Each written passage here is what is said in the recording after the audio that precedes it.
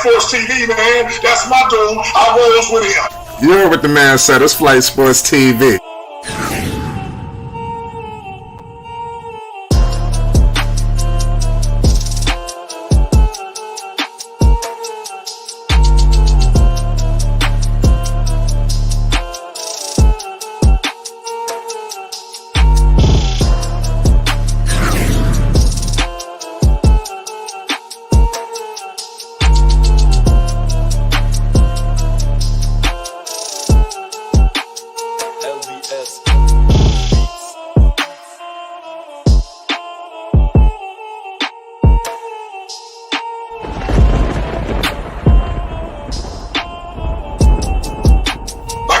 Flight Sports TV, that's where it's at.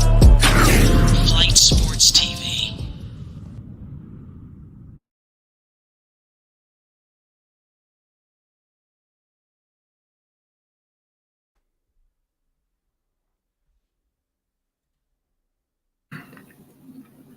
What's going on, people? It's Flight Sports TV. I appreciate y'all for checking with me. I already know what it is. We back with another one of them things.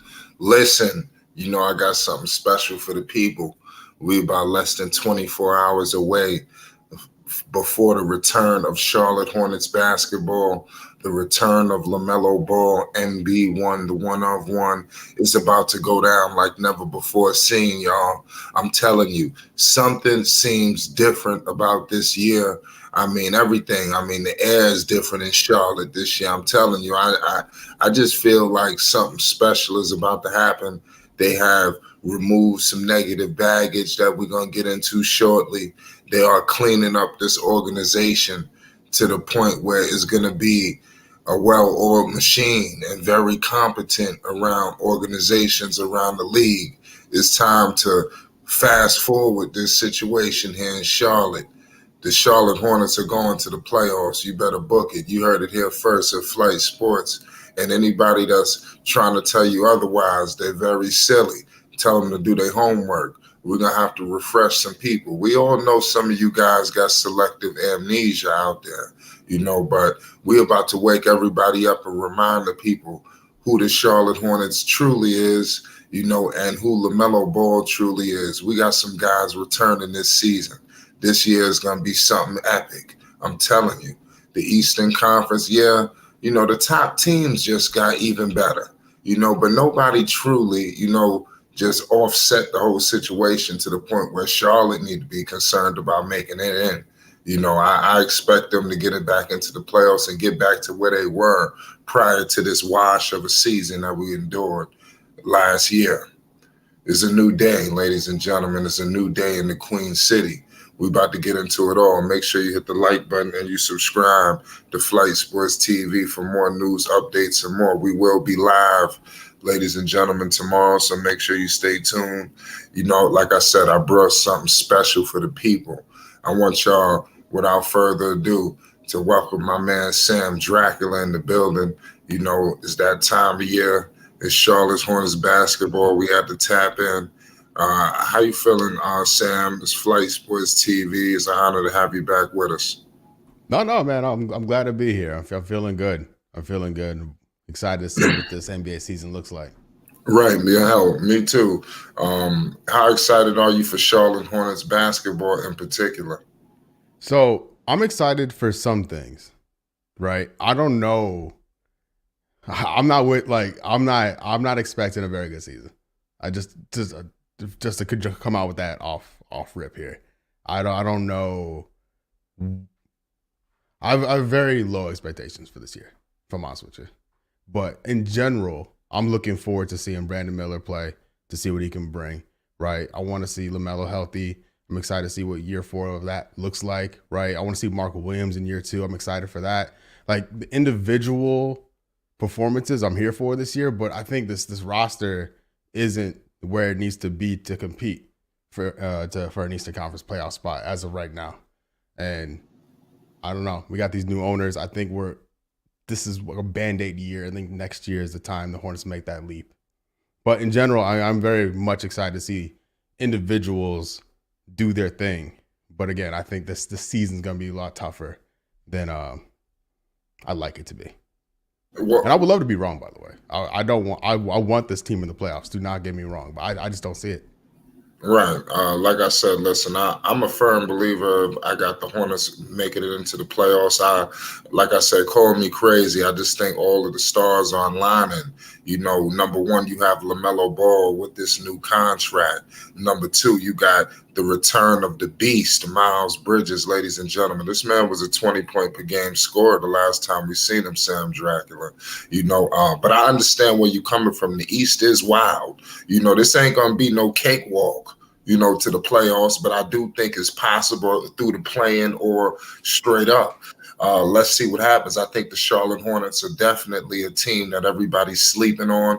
Nobody's really expecting much. I think they're going to sneak up on a lot of people. You know, they got a lot of versatility at a lot of different positions that I want to get into shortly, you know, but let's see what happens. You know, let's see what happens. It's going to be tough. Yeah, like honestly, I feel I have no questions per se about the top like 6 guys on the team, right? When you get into the veterans like Terry and Hayward, you know what you're gonna get out of those dudes. Terry, you're gonna get buckets and no defense. Hayward, you're just hoping he stays healthy. You know, he's in a contract here, so who the hell knows what to expect from him? For his sake and his agent's sake, he better play well this year, right?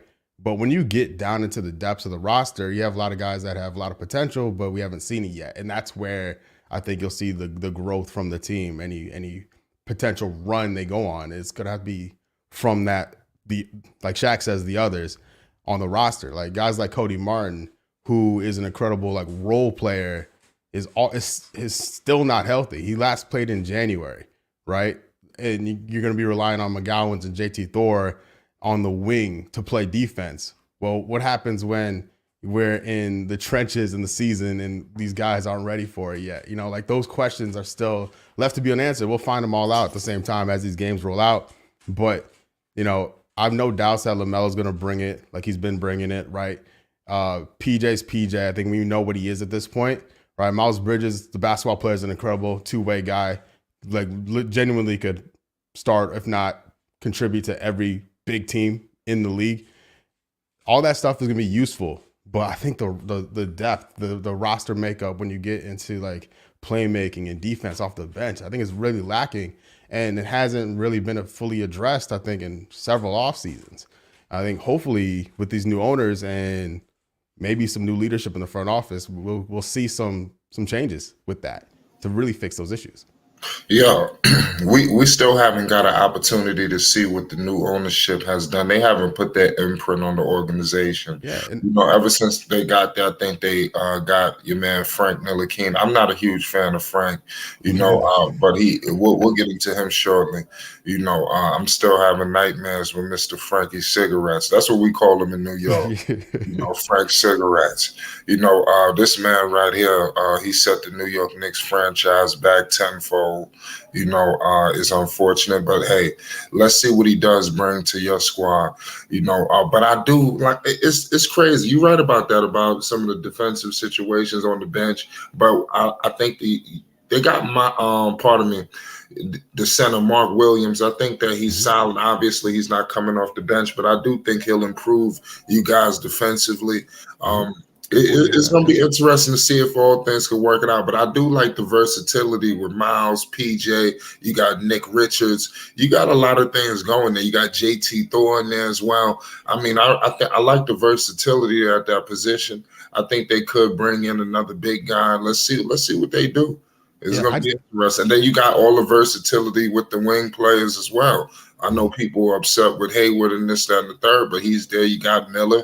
You know, you got pieces out there, but go ahead. Yeah, it's not all doom and gloom. And I was talking to one of my friends about this the other day. Like a couple years ago, the Hornets bench was a bunch of second rounders and undrafted guys who were all overachieving, which is all great, but there wasn't a lot of pedigree in the mix. And now you look at the guys they're pulling from, these guys are either lottery picks or first round picks that are going to be in the mix now, or high second round picks that are in the mix now. And so there's a lot more like pedigree or talent in the selection to choose from. But still, man, like I think genuinely, I think it's like neglect to not bring in another like legitimate playmaker for this team. You know, I know they like Lamelo coming off 3 ankle injuries. You need depth there just in case the ankle injuries continue. And their answer is Frankie Smokes. Like, that's crazy. I know they were after some other guys in the summer. They didn't land them, which is fine, you know, understandable. Charlotte, a team that was trending downward after some steady growth over the past few years prior. But man, like it's that's your answer, right? Like, what are you doing? You know, Terry Rozier is definitely not a point guard. Like, who's the playmaking off the bench? Even if LaMelo stays healthy, he can't play every minute, every game. So those types of things, you know, you'd hope Book Night by this point could do it, but I have doubts. Maybe Nick Smith can do some of that. Maybe Brandon Miller can do some of that. We know Bridges can handle the ball. I was going to get there. But like, they need him other places as well. Like, he can't be the point guard and the small forward. He can't be doing a bunch of different things when LaMelo's not on the floor. So that's how I get back to this roster construction, and I could feel the games where the Hornets start off hot and then just let leads go because the bench can't keep up. And that was a lot went wrong last year. But what I just talked about was a lot of it. They came out hot and fell apart. I was in the building when they played the defending champions, the Nuggets. They were up like 28 points in the first quarter, cruising. And they had no way of maintaining that lead because the roster just wasn't there. And this roster is better than last year. And I don't even, it's not a huge margin, but it's also not close.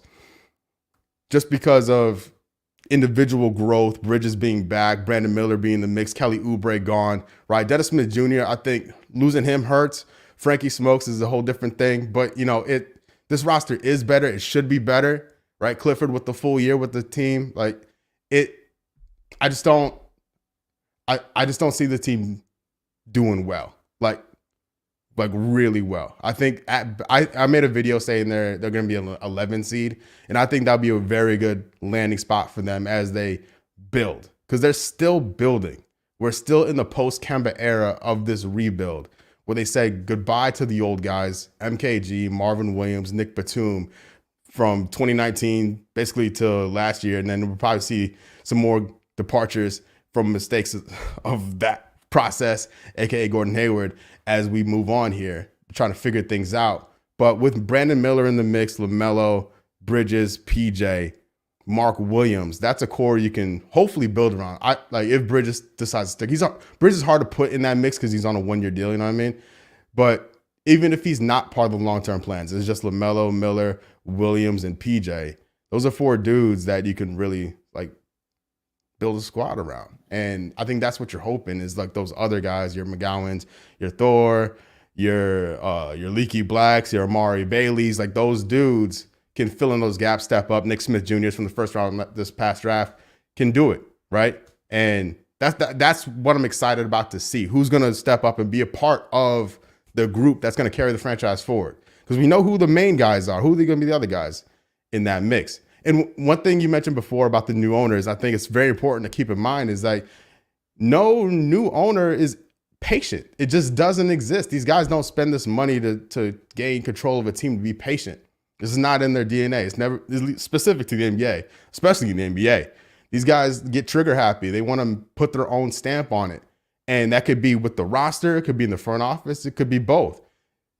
Steve Clifford is under contract, guaranteed this year. Next year's an option for him. So they can make a change at any point and not pay him next year, right? Mitch Kupchak is clearly MJ's guy. MJ's not the lead guy anymore. I fully expect him to be replaced, especially because the timing of the whole ownership change was right before the draft. Ain't no way they get rid of Kupchak then, right? If there's going to be some major front office changes or coaching changes, I could see it happening within the this season.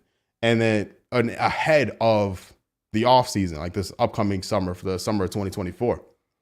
And so those are the things I'm excited about. I'm hopeful for the season, for the win column. I'm hopeful there, but I'm truly excited to see the year-to-year growth of the young guys on the team and to see what these new owners do with this franchise.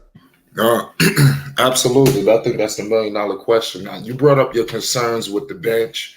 I'm not sure what you're hearing out of Charlotte, but I was monitoring the situation out there with the training camp. I did see Miles Bridges running a lot with the second unit. Is it any indication that Miles is going to be coming off the bench? Because if so, I think that's going to be a complete game changer. And I think it's going to be able to equalize a lot of concerns that a lot of people are having with the playmaking abilities and things of that nature. Miles Bridges is going to put his stamp and approval on this roster when he gets back. Right now, Miles is playing real political. He got to shake hands. He got to kiss babies. In a minute, Miles about to get busy. That's all I'm going to say. Pause. But go ahead. I mean, Miles let this team down last year. He let himself down. He let a lot of people down last year, right?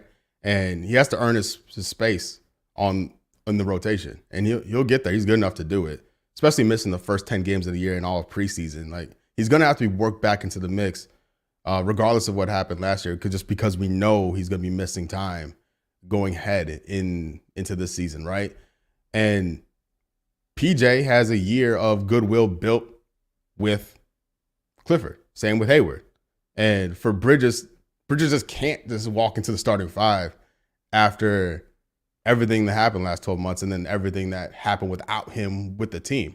So Bridges in the second unit makes a lot of sense. We saw it Lamelo's rookie year. Those guys came in at the same time, at the same point in the first quarters of every game, and we're pretty lethal out there. And Bridges, I don't know, like, you could do Bridges, you could do Thor. That's what I mean, man. Like, the guard situation is tough, but Bridges, we know we're gonna get off the bench. I would love a second unit led by Terry and Miles Bridges, but we're ways away from having that. I would love LaMelo, Brandon Miller, a healthy Hayward, PJ, and Mark Williams with Terry and Miles coming off the bench. That, I think, could be super useful, especially those guys picking apart the other team's second unit. But we're a long way from that. I don't know if Brandon Miller's ready for that all yet, really quite yet, being a rookie after all, playing the two guard. But there are options ahead of us, and Bridges is more than capable of either starting, playing the 4, playing the 3, coming off the bench, what have you. But did you hear any indication, is he going to be starting the season off the bench? Oh, I don't know. I haven't heard anything. Right. Like I said, I haven't heard anything either. I'm just monitoring the situation through my eyes, and I'm just. It has to be that way, though, I think, right? You can't have them just from a sports point of view. You can't give a guy the starting 5. He has to earn his starting spot. Clifford's an old school coach. Like, I'd be shocked if game 11 where Bridges is eligible that he starts right away. I would be surprised. How do you see the Charlotte Hornets hanging on until we get to that game? What is it, the 10th game that he won't be back to the 10th game? That's against the Milwaukee Bucks in Milwaukee, if I'm not mistaken. How are they going to be able to hold up until that point? Did you monitor the games that they got coming up early? I mean, I look at the NBA in general, like how this Hornets team, how I view this Hornets team against the rest of the league, and especially the Eastern Conference, I only view the Hornets as definite. Like, there are two teams I think the Hornets are definitely better than: Detroit and definitely Washington. I'd put money on that the Hornets finished up. What about Orlando? I think Orlando's better than Charlotte. I think Orlando is. No, you low on the Hornets, but go ahead. Yeah, like I think FanDuel has the Hornets season wins total at 30.5.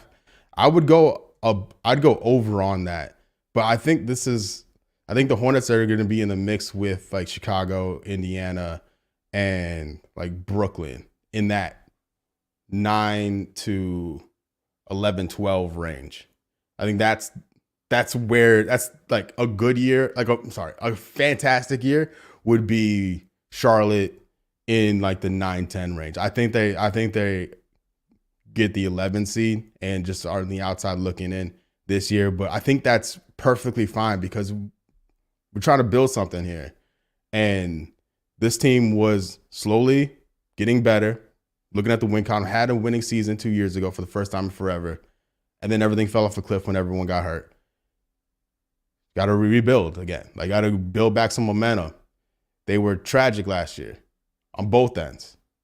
And if they could play competitive basketball throughout the year and be in that play-in hunt, I think it'd be very good for the young guys. And then hopefully, again, I feel like I said this a lot last year too, but it's important because they have so many young guys on the team that these guys are playing meaningful minutes and are hopefully learning how to win games that you're playing for next year, because that is when Hayward's off the books and you can maybe make some decent moves with a full year with this new ownership in the mix. It just seems like a lame duck-ish season for the Hornets this year, in my opinion. Well, I want to hope not. We joined by the lovely Purple Baby in the building. What's good, Purple? Hello. Yo, we joined here by my man Sam Dracula. We on the cusp of Charlotte Hornets basketball. We ain't nothing but less than 24 hours away. So we here politicking. I know you was listening in the chat. What's some of your thoughts? I was shocked by Sam's take. How many wins he have them getting. I was quite surprised. And like we've been saying this whole time throughout the offseason, I think that's a realistic win total. But my only question for you, Sam, is to clarify, are you having them getting this many wins with the, like, how can I put this question? What number? Huh? What number are you referring to? I was seeing where you said, I think it was FanDuel had them at 31 wins. How many wins first do you have them getting? So FanDuel has 30.5 wins. I'm taking the over. I think they get 30 wins, and that I think they end up in the, like, just outside the play-in area. Like, I think they're in the third, like in the win total starts with the 3. I think they're in that mix. Could be 39, could be 32. I think they're below 40 wins this year, somewhere in that range. Okay. Secondly, does that have anything to do with, Miles Bridges' return and then his reacclimation to the team? Because as far as we know, only new addition that he hasn't played with is Mark Williams. So does it have anything to do with him reacclimating, just with how better those guys have gotten this past offseason? That has a lot to do with it. Like, Bridges being back in the mix is huge for the Hornets, because Miles Bridges is a fringe, was a fringe all-star. I think he was at the end of, like, now 2 seasons ago, because like him and SGA are forever going to be married because they were traded draft day, right? And I thought the season, like his last season with the Hornets, Bridges passed SGA. I thought he was a better player than him, and then Bridges was gone last year, and then SGA became an All NBA player. I view, like, Miles Bridges, a basketball player, very highly, and he will certainly help this team out. As will Brandon Miller, as will Mark Williams in year 2, and that's why they had 27 wins last year. Like, I think those guys are good for 8 to 10 more wins, assuming, like, that everyone stays healthy and like things go their way.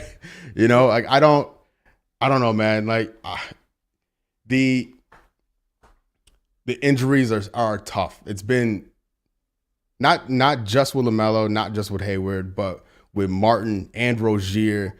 PJ's been remarkably healthy. At this rate, I feel like he's due for an injury, right? Even Mark Williams got hurt in Greensboro. Like, everyone went down with an ankle sprain last year, including Mark Williams. So I'm just so scarred, pardon the pun, from all the injury issues last season that I think conservatively, like, a 30-ish win season for the Hornets for 2022-2023 is as realistic as it can get, in my opinion. And again, I think that is perfectly fine. They need to do better than they did last year. They need to get back on that upward trajectory because this team is so young. They need to be building versus regressing like they did last year. Okay, and then my another question I got for you is also, are you big on getting rid of Rozier, or do you think he should stay? I think I want him in a different role. I like Terry Rozier a lot. Like, he's a dog, and the Hornets need those guys. And I want him as the sixth man. I want him in a Jordan Clarkson role because he's tragic on defense, and him and Lamelo in the backcourt just doesn't do it defensively. And I need, like, them taking Brandon Miller gets the image in my head of Brandon Miller and LaMelo Ball as the guards on the team. Brandon Miller wants to be Paul George. I want to see it. I don't expect to see it right away. I want to see it by the time the season ends. Show us some signs of what that backcourt looks like, because that's the future of the team. You got a second pick and the third pick in their respective drafts on the same roster. Let's see them on the floor together and what that looks like, right? And I want to see that by the time the season ends. If there's opportunity to gain more assets or more young players or draft picks to trade Terry, fine. But I'm not going to be upset if they did trade him, but I'm not get Terry out of here. I want Terry as the sixth man, as a leading scorer off the bench. Like I think he would thrive in that role. All right, I respect that. That's around what I was thinking too. I'm surprised though that Terry, wow.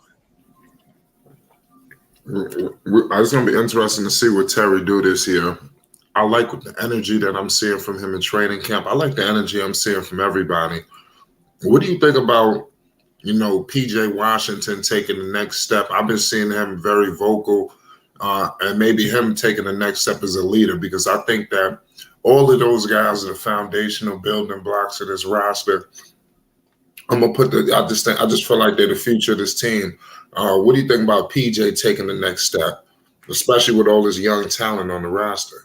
Oh man, you need it. He's going into year 5, and there's not a lot of guys on their team that have more than 5 years of experience. I'm looking at it right now. It's Hayward at 13 years, Terry at 8, Frankie Smokes at 6, and then it's Edmund Sumner at 5, and then you got a bunch of other dudes. And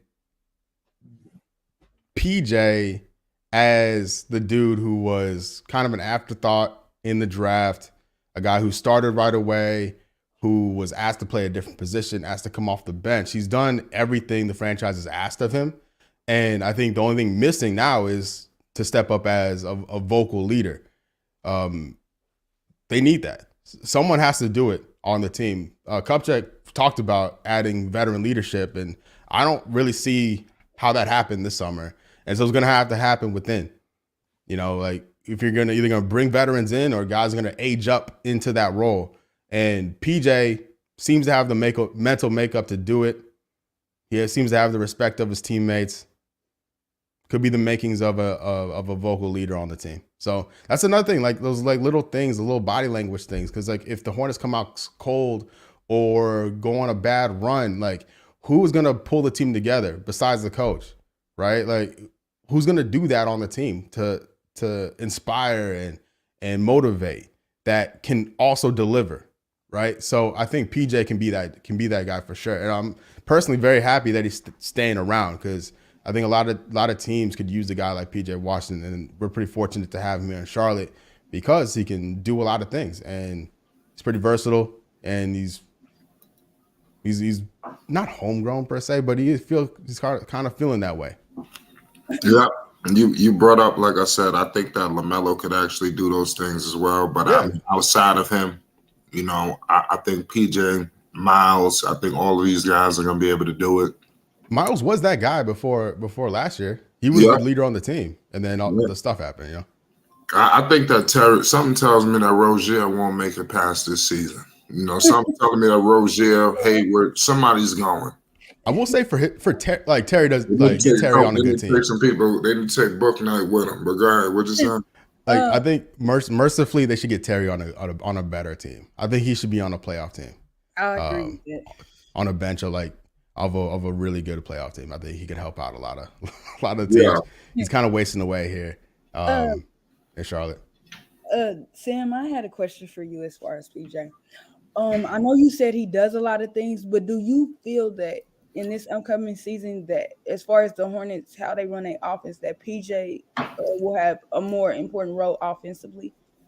I don't think so. And I think that's why this is crazy. I think that's why he's so valuable, because he's not the give me the ball type of guy. I'm going to do my thing. I'm going to play defense. I'm going to play defense to the best of my abilities. I'm going to crash the boards, right? I'm going to set screens. I'm going to hit shots when it's time. you know, he's never going to be anything better than the fourth option on the floor. And I think that's where his value is when you talk team building, because we've seen him when you look at his career highs, it's always been when there's been no Terry, Lamelo, or Hayward. Like when the main dudes on the roster are gone, PJ has stepped up when his number's been called. On a night-to-night basis, people talk about his inconsistency. Like he's never gonna be the reason the Hornets win or lose a game when you have LaMelo, Terry, Hayward, Bridges on the floor.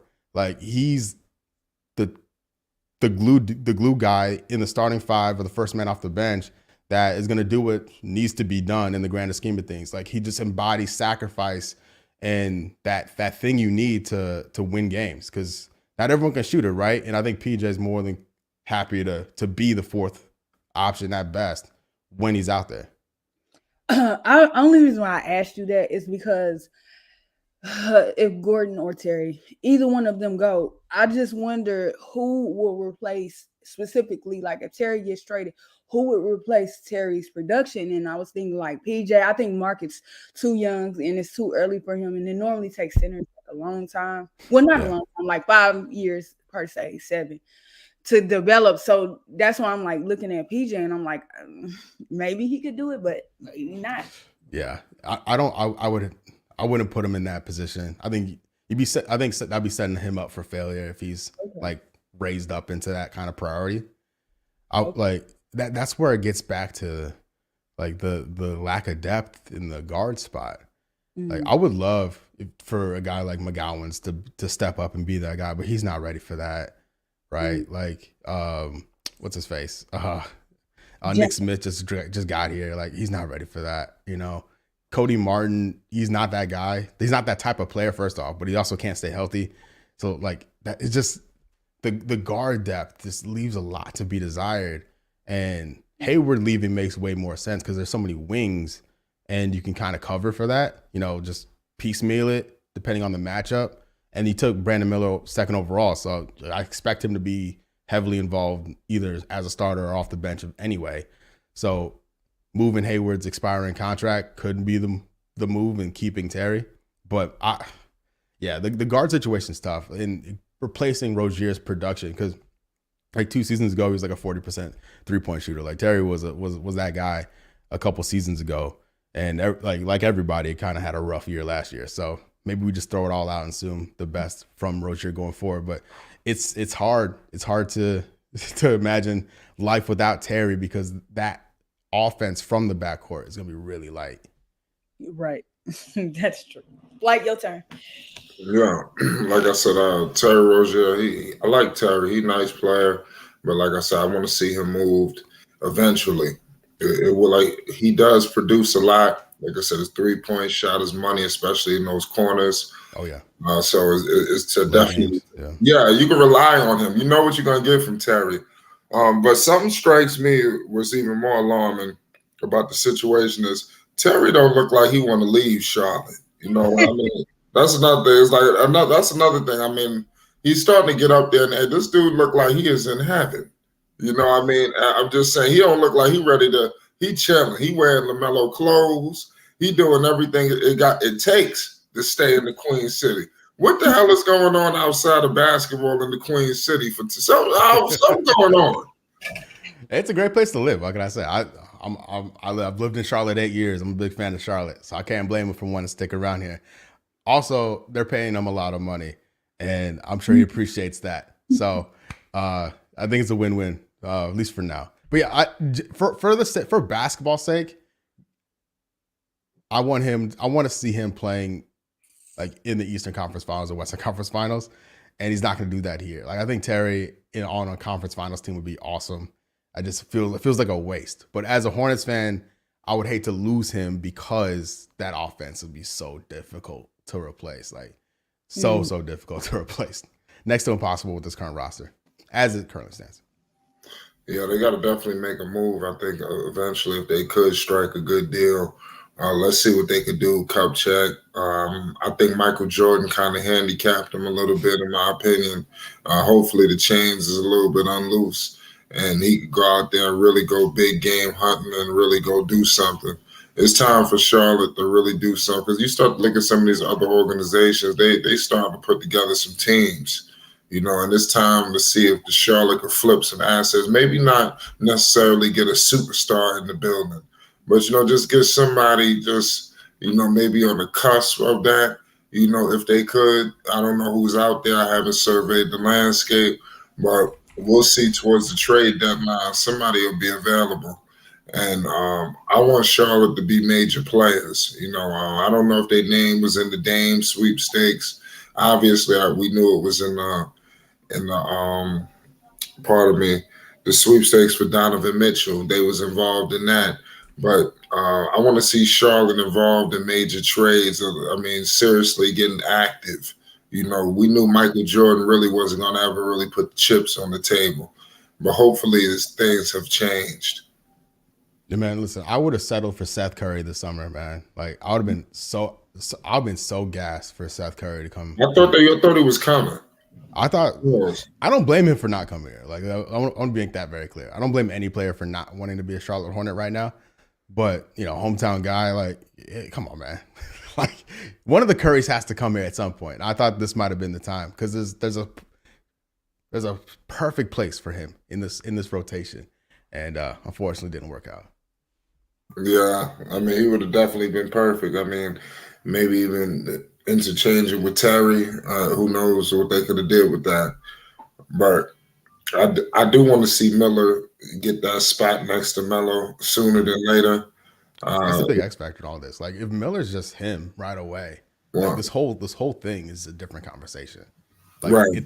It's a massive game changer because you're talking about probably the tall. Outside of OKC, the tallest backcourt in the NBA, right? Like, that is a major X factor in this whole thing. So yeah, no, I'm excited to see what Brandon Miller does. He showed a lot of promise in summer league. I thought a lot of aggression that I didn't know he had, especially against the Spurs in that Wemby game. I'm here. I'm in on Brandon Miller, so I'm excited to see what he brings. Well, I want to get into a breaking news report today that came out from Charlotte. Obviously, we'd be remiss not to get into the Kai Jones news. It was a report today that Kai Jones has requested a trade from the Charlotte Hornets. He tweeted it. Yeah, don't get no worse than that. He made a public trade request. What the hell is going on with Kai Jones? And give us your thoughts on that situation, the tweet, the whole nine. What the hell is going on? So I'm here for the jokes, but something really serious is going on with this kid. Like, I don't know what it is. I don't want to speculate, but something's going on because this wasn't going on, and now something's happening, and it's really weird. And for him, like, was it like 2 days ago, whatever? No, 3 days ago. Whenever they announced that he was suspended from the team for his social media behavior, I see him on TikTok dancing in a Panera. Like, he's just, what's going on, man? Like, you should be laying low first off and trying to get right because your job is about to start. This happened last year with Book Night, by the way. Like, the whole Doritos thing passed out in a park car right before the season started. They had all summer to do all this weird stuff, and now the Hornets are stuck. They got stuck with Book Night last year. Now they're stuck with Kai Jones. Like, who in the hell is going to trade for Kai Jones after all this anyway? And for him to tweet out that he wants to be traded, the year they changed the CBA to say you can't do that and be fined like $150K. What are you doing? What do you like? I hope he gets the help he needs. Whatever is going on, I hope it gets fixed and addressed. But it is so weird, and I think we all witnessed the NBA career. I don't say promising because he hasn't really shown a lot a lot of substance in the NBA, but he did have a lot of potential. Does have a lot of potential, and I think we all witnessed today like the end of it for him. I have a hard time believing he plays in the NBA ever again. Yeah, I agree with that. I think it's definitely, I don't know who takes a chance on him. Could it be LeBron and the Los Angeles Lakers? I think somebody's going to look at the situation like, hey, this is a young player. He might have some upside. Listen, he struggles defensively. There's a lot of errors on his part. You know, that I think that I applaud Charlotte for sending him home, because I think maybe even last year or maybe even a few some time ago they may have let some stuff like this slide. You know, it shows me that it's business this year, you know, because they sent his ass home. They could have just brought him into camp like this. But like I said, I put a video out today, and I thought that, you know, he started to see the writing on the wall. You know, you look at his position, you know, we all know that Miller, I think he can play multiple positions. You know, this man can play, So he could play. Yeah, you got Bridges, you got Nick Richards, you got PJ. I mean, Thor, I mean, I think it was some of that too, you know, and I think probably his agent and everything, they're gonna say they're gonna have some line or lifeline for him. But do you think that he's seen the writing on the wall? Because as we just listed those names, where the hell is there? Where would there have been time for him? Yeah, he's been in Greensboro a lot this year. Again? Honestly, yeah. So every time I watch Kai Jones, I see him. I'll see him grab a rebound, and you know what he's gonna do with the ball whenever he touches it. Like, you can read him a mile away. And every year I'm like, man, I hope he just develops some more like just basketball IQ, because you can tell what he's gonna do. If he's gonna take a dribble, he telegraphs everything he does. And watching in summer league, I was like, oh, okay. You know, he was doing some stuff. Like, oh man, maybe he kind of figured this thing out. And now what the hell? Like, the roster didn't change that much. Like, what's going on? I hope whatever's happening with him is okay. And I don't want to even speculate on it, man. But like, it's very sad. And I hope he's good. And I hope he gets it figured out. But I have a hard time believing anyone's gonna like bring him into the situation, at least till he proves that he's good, or whatever happened is over with. Because imagine like you're like a Cavs fan, you're like, oh, we just traded for Kai Jones. What do you mean? Like, what happened? Why are we doing that? Like, what are you getting?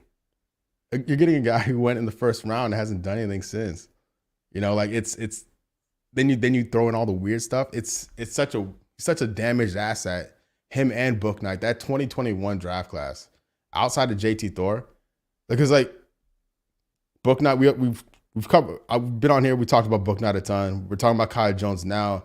One guy we never really talked about because he broke his leg right before the summer league started. Scotty Lewis, like one of the top high school prospects, went to Florida, didn't really pan out, ended up a second round pick, kind of in the Hornets system. He broke his leg right before summer league, and we haven't heard from him since.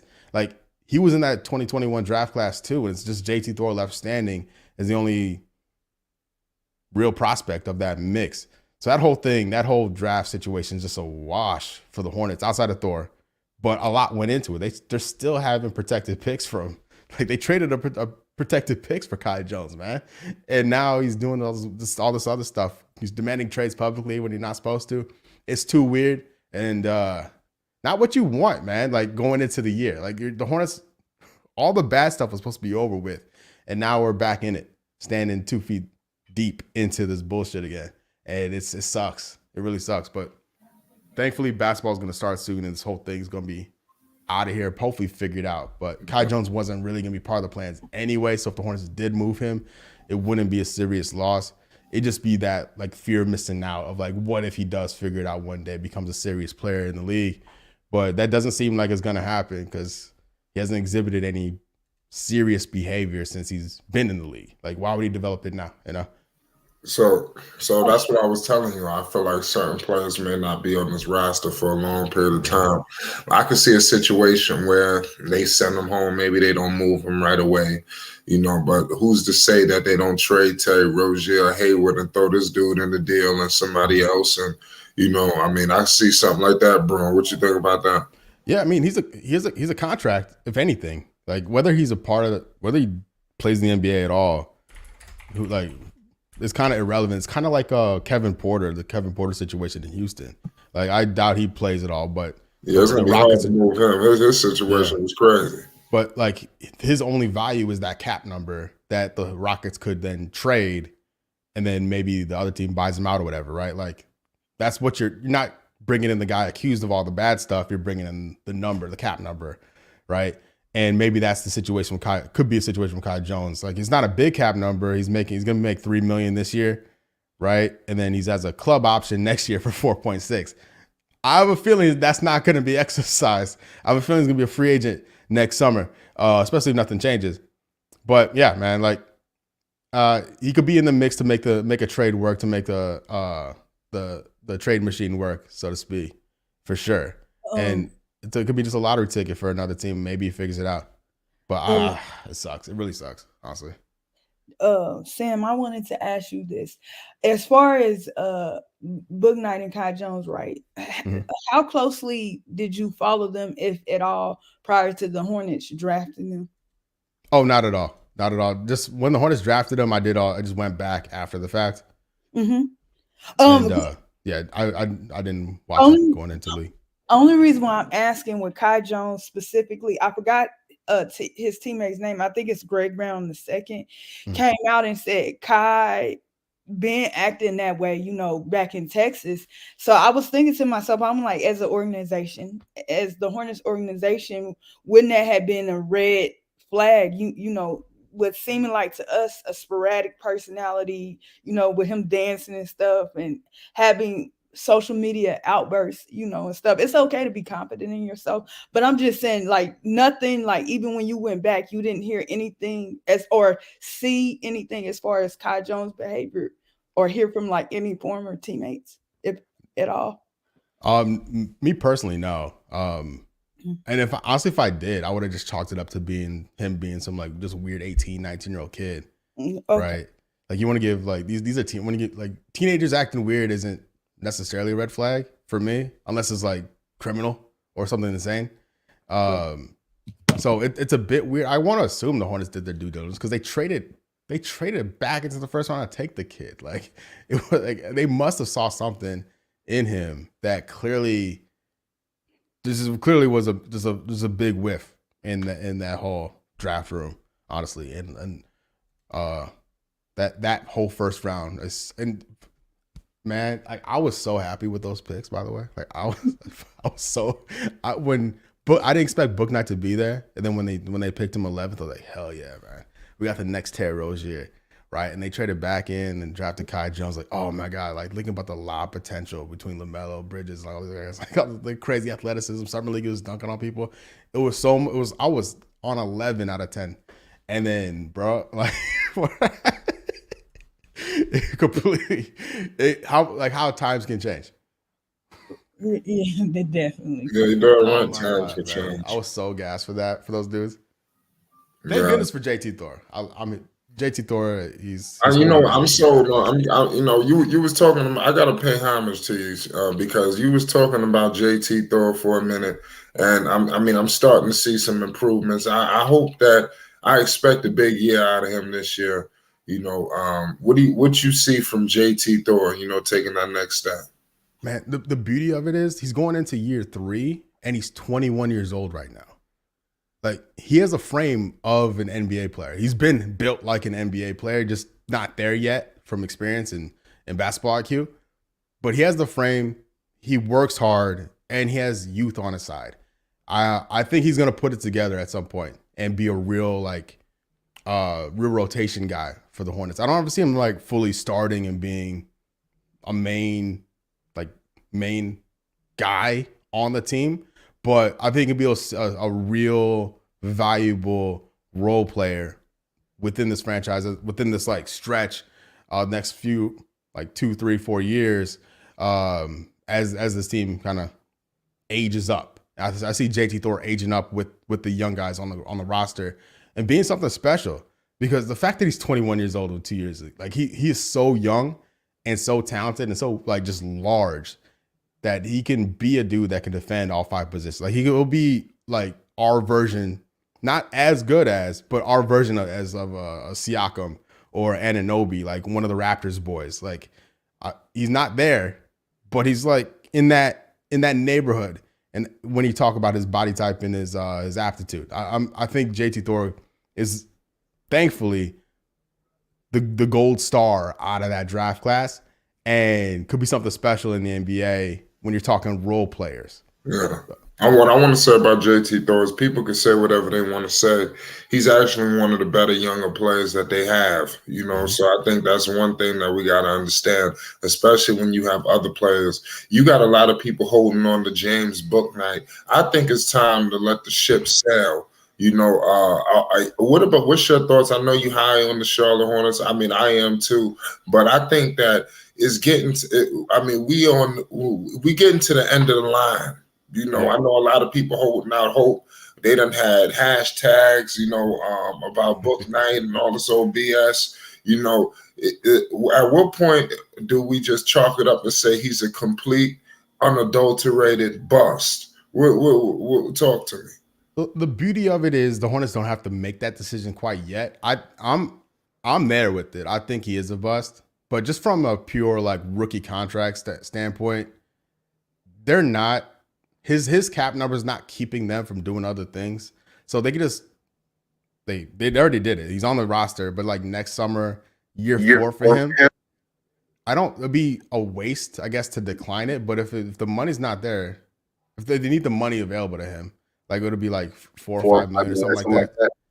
Like let him go. But largely, like they can punt one more year just in case. But I don't see it out of Bouknight. And if there was going to be a year, it would have been last year for him with all the injuries they had. He had multiple opportunities at the beginning of the year, coming off the driving stuff, the gun and the Doritos, all that stuff on TMZ. He had like 6 weeks with the team, being heavily used in the rotation to make the most of it, and he didn't. He disappeared, literally shipped off to Greensboro, came back, got another shot.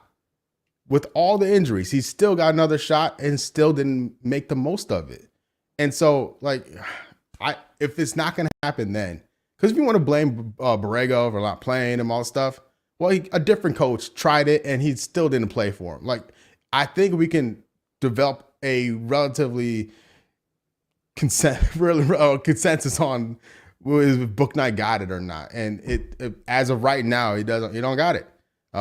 Maybe he'll get it one day. It's not impossible for him to put it together one day, but as of right now, it's not looking good. I wanted to ask you this thing. In your opinion, do you think players in general on the Hornets specifically, when it comes to playing different positions, how are you on that? Should they come in immediately and play different positions? Because I feel like with Bouknight, that's what they did. Like, he came straight out the draft in the summer league and they put him at the 1 and left him there, in my opinion, because you might have seen something different. And I think that don't excuse his behavior off the court, of course, but as far as what we were seeing on the court, do you think he would have ever been confused, or if anything at all, if they're telling him, I need you to be more of a playmaker instead of a scorer or a shooter? I mean, I put that on him for like, because the scoring is like the most common commodity within the NBA. Like everybody, for the most part, can score. Like if you're a young guy trying to make a team, an NBA roster, you need to play defense and need to be able to play make. You need to do more. You need to rebound, you need to block shots. Like scoring can't be all you do because pretty much everyone can do that. And he's talking about Bouknight. A lot of guys can score as good or better than him. And so for him to make it, like someone should have been in his ear, like, you know, we don't need you to shoot. We need you to play make. We need you to play point attack defense, right? We need you to like run the floor and learn and listen and watch film, like get entrenched in the game instead of worrying about scoring. And I know that was one of the things that people talked about about him going in to the draft, about his like playmaking, like, oh, well, that's how UConn used him. He was the primary scorer. That's what he was on the floor to do. And he didn't really show off his ability to play make because that's not what he was asked to do at UConn. So you thought, okay, when he got to the Hornets, they'll put that in him. Like he'll learn it. He'll grasp on it. But year after year after year, we haven't seen it. And I think that's his best opportunity of making the roster and having a long NBA career is like honing down and learning those other things, because that's what he has to do to stay in the league. Okay. I respect that. I respect your opinion on We're gonna find out what it's gonna take, but so your final analysis with the Charlotte Hornets is they just don't have enough to make the postseason. Right. Yeah. I think they're an 11 seed. I think they're 30 something wins. I think that we're gonna see what this team, the kids on this team are made of this year. And I think we're gonna see some veterans leave this year. And I think we see a new coach next year and new GM. Oh my God. And that, I mean, like I talked about at the beginning, like Clifford, team option next year on his contract, new owners love making changes, right? That's the easiest change to make as a new head coach. And hopefully these new owners want to spend money on assistant coaches, unlike MJ did. That's a main factor because it does matter who the head coach is, but if you don't like juice up the coaching staff, you're limiting your attraction for top tier head coaches to come here. You're also limiting the development of the players by not bringing in the best assistant coaches and all that stuff. So 11 seed, but I think that's okay. Honestly, I think we're still on a slow burn for this Hornets team. They have to make up for all the sins of last year and hopefully get on a proper trajectory for next year. Where we hopefully see like a fully formed Brandon Miller, or at least approaching fully formed Brandon Miller, right? You got like that'll be year 5 for Lamelo. We'll have a real core to see what this team is made of. Then you could supplement it around it, and I think that'll be really solid going forward. But yeah, 11 seed, 30 something wins, and hopefully some good stuff from the kids on the team. But I don't know if you're about to go or not, but I wanted to ask you about Nick Smith. Now, my take on him is his playmaking. I already know it wasn't as good as what people thought it was. But what do you think, if anything, with the Hornets using him as a playmaker at all in the G League, like running him at the point as far as playmaking first and then scoring second? Like, what do you think about that? And then the other part to the question is, what do you think about him as a player overall, like bad and good? Oh, so I think Nick Smith has a ton of potential. One of those guys, like highly rated coming out of high school. Like getting them late in the first round is always nice, right? Especially I don't believe the Hornets gave up anything to take him. So it's a low risk, high reward type thing with him. I think copy and paste what I said about Book Knight, if I'm honest with you. I get major Book Knight vibes from him, from his play style. So I want to see him develop as a playmaker and on the defensive end, because that is going to prolong his career and help this team out more than him scoring. Like if he's able to be that secondary playmaker that could allow Lamelo to A, take a breather, and B, maybe play some shooting guard. Anyone that can make that happen is going to help this team, is going to lift this team up. And I hope Nick Smith can be that type of guy one day. Okay. Yeah, I hope so too. I mean, I'm high on Nick Smith Jr. What about quickly Amari Bailey? Is it Greensboro? Do you see him spending some time? I did like what I seen during the summer league.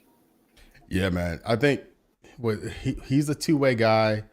Leaky Black's a two-way guy, and Maladone is a two-way guy. Is that right? Yeah, Bailey, so. Black, and Maladone. Yes, I think so. Yeah, so yeah, they'll be cooking in Greensboro, and then if they get something out of him, Bailey, another highly rated guy coming out of high school, so it's a real like flyer. Can't if it works, great. If it doesn't, it's not gonna set the franchise back anything like that. But the Hornets have these young point guards young guards that could become something, and for the most part, the Greensboro, Charlotte developmental system has been pretty decent. So get these guys in the program. Hopefully they're bought in and want to be good and do what it takes to be good and help this team out the most. But yeah, I was impressed by Bailey in summer league, but it's always hard in summer league to not get too excited about things. But I feel you there. Like I'm glad Bailey got the two-way slot, because I think he's going to need time to cook. And also he's not going to, really play. He wouldn't play at all with the Hornets, or with the Charlotte Hornets in the big team anyway. At least not yet. So getting some time at Greensboro is a good shout at this stage for him. Right. Well, Sam, like I said, it's going to be an incredible season. I know, like I said, we all here excited. We just here getting the people ready, for the season. Let everybody know what you got going on. You going live tomorrow?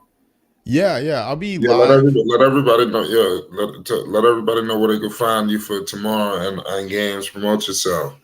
Yeah, the main thing is youtube.com/Sam Dracula.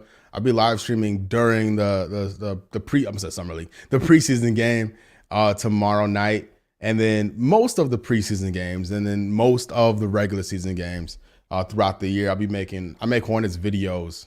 Now that I bought a house, I got an office. Now that I have actual workstation that's not in my living room, I'm going to be doing more. I just want to do a lot more stuff. So I'm probably gonna be making either short form or long form videos. I'm not sure yet, but almost daily on my YouTube channel and TikTok and all that stuff. And then I'll be doing a podcast with the All Hornets Podcast Network, probably contributing to them once a month or so, maybe more. They do a lot of great stuff already with 3 shows a week, so I don't want to mess up their rhythm too much jumping into the mix. But so I don't know. My podcast is on, my Twitter's on the screen. I'll be posting everything I do over there as well. But the main thing is my YouTube channel. If you like Hornets content, if you like Hornets videos and live streams, all that stuff is going on over there. Right. Most definitely. Like I said, it was definitely an honor to have you tonight.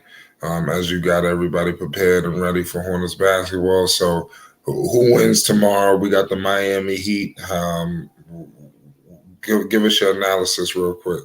I mean, the Hornets are already banged up too. So many guys, there's so many dudes that aren't even traveling to Miami. I'm going Miami, it's just,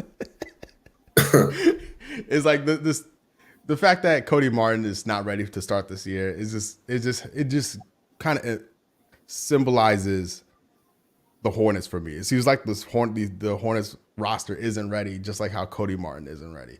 And I hope I'm wrong. I hope the Hornets smoke the Heat. I hope the Hornets go 82-0, and we have a parade in Uptown Charlotte. But I think we're a few years away from that happening. Oh yeah, that's most definitely. But like I said, Sam, it's just the beginning. We're gonna be talking all season. Yeah. Definitely, like I say, anytime you want to stop by here, if you got anything to promote, like I said, we live pretty much every night. Listen, the door is open. Just want to let you know. Appreciate you, Sam. That's an honor. Appreciate y'all. Thanks for having me. Yeah, Purple. Yeah, man. Like I said, it's a crazy season. About to be approaching. What you see the game looking like tomorrow against Miami? You got versus my man Jamie Jaquez Jr. At first I wanted to see him play in the NBA, but now I don't, because Jimmy Butler does too much. But I guess I still might watch. I might try to watch, because it's nothing entertaining about the Hornets. Well, we got to remember it's the preseason. They're not gonna be playing like that. I think that Jimmy, even Melo, I doubt Melo plays. He'll probably play like the first half. I think every preseason game they ramp it up more and more. Tomorrow you might see Melo for a quarter, maybe a half. It all depends on him, and they still got to be cautious. Because last year he did hurt his ankle in the preseason. You don't want that. This is how I feel. But yeah. Dex didn't join the panel. What about it? What did he say?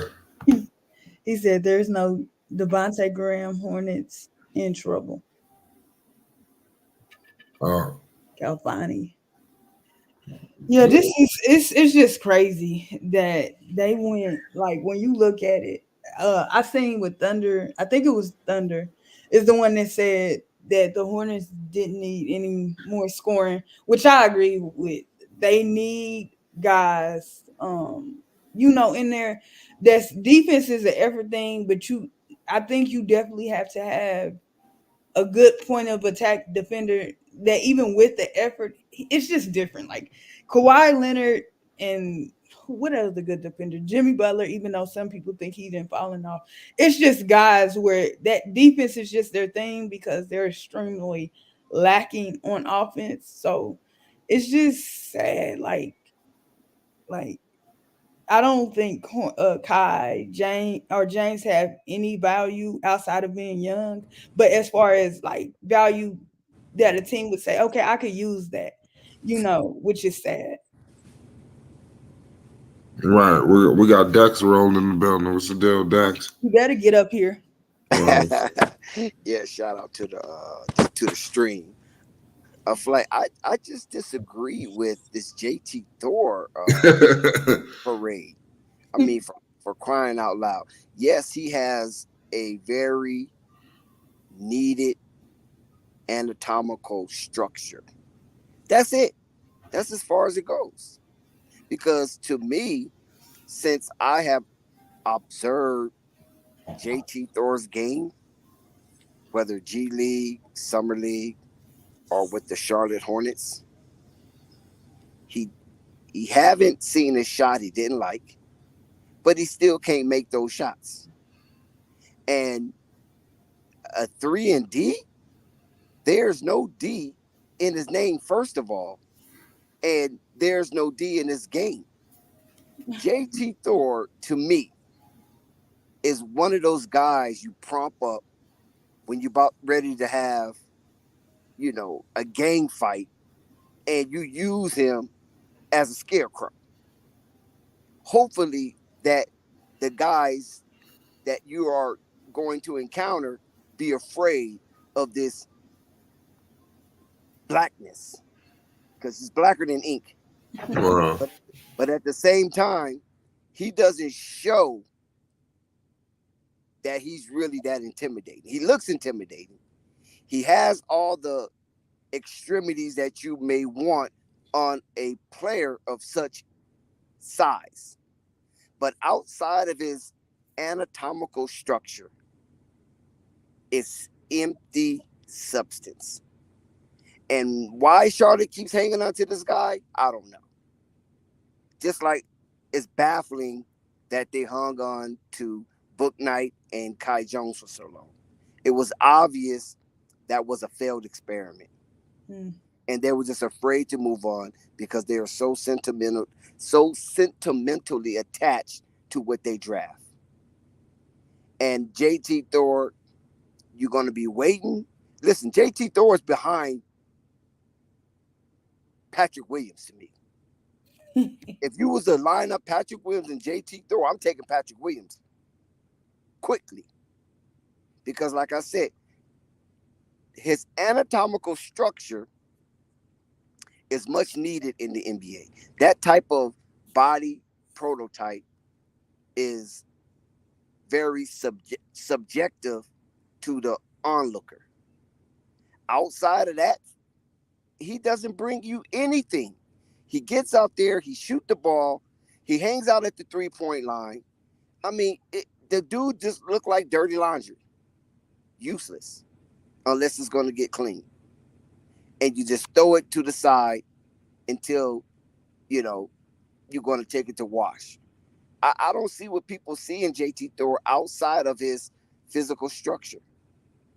But as far as his IQ and his approach to these games, I don't see it.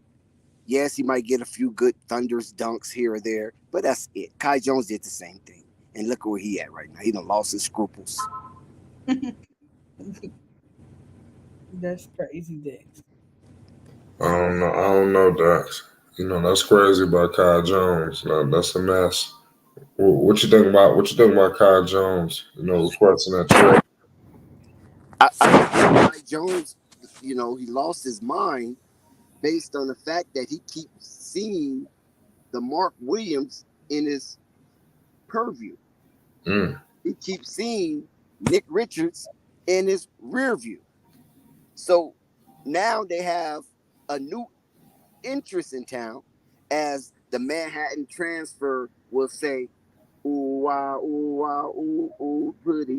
Looks like the boy from New York City. It's a new kid in town with Brandon Miller. So Kai Jones is a thing of the past.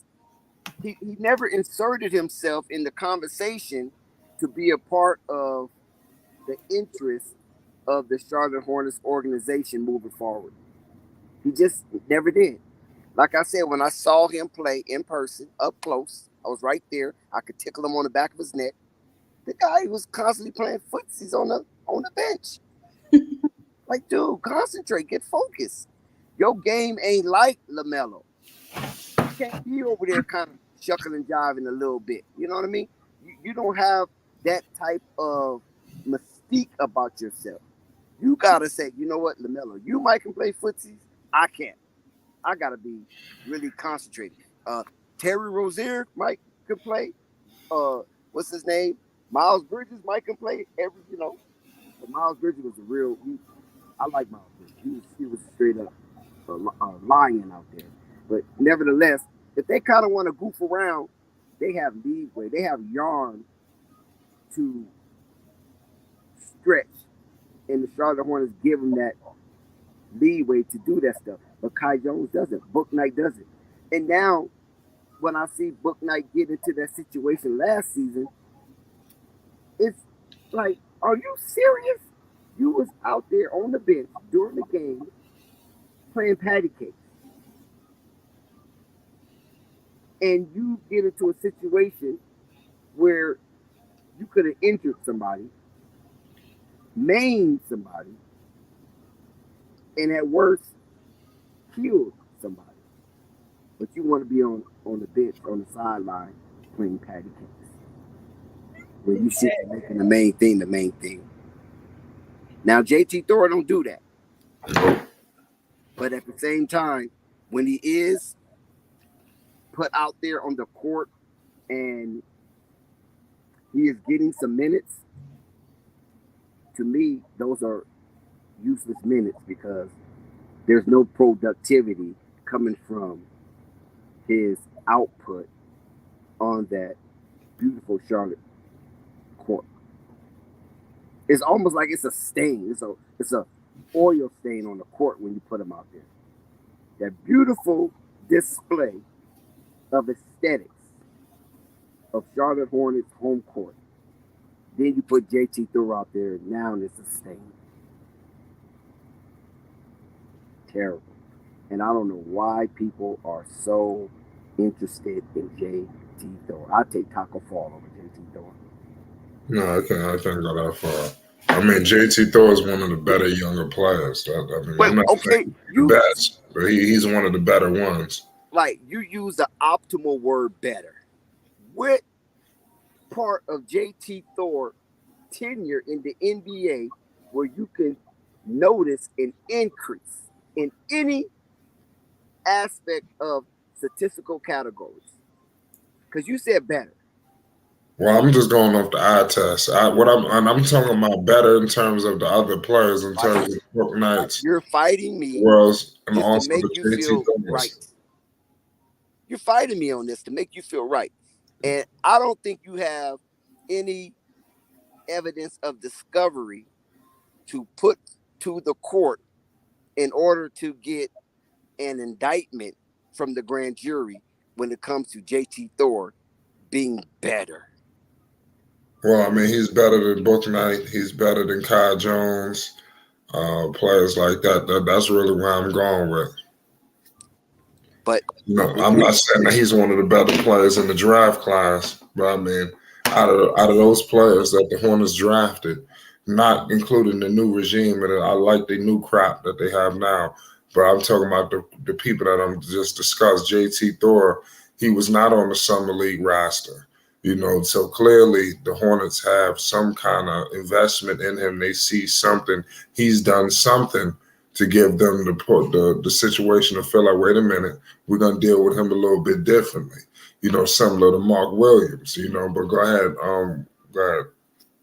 Well, for him not to be on the Summer League roster, that's a shame towards the Charlotte Hornets organization. That's another gaffe in their developmental system, because there's no way that you keep JT Thor except for injury or some personal reason that they haven't disclosed or will not disclose.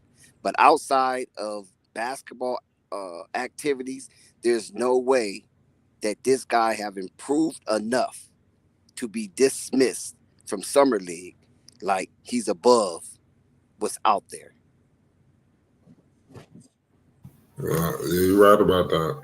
But maybe Charlotte, we see organizations do this all the time. Charlotte could be trying to use him for trade bait. You gotta do that. You gotta overvalue the prize, even though they may not view him like that. But you gotta position him like that. Maybe you could throw his name in a trade. Now it's more value.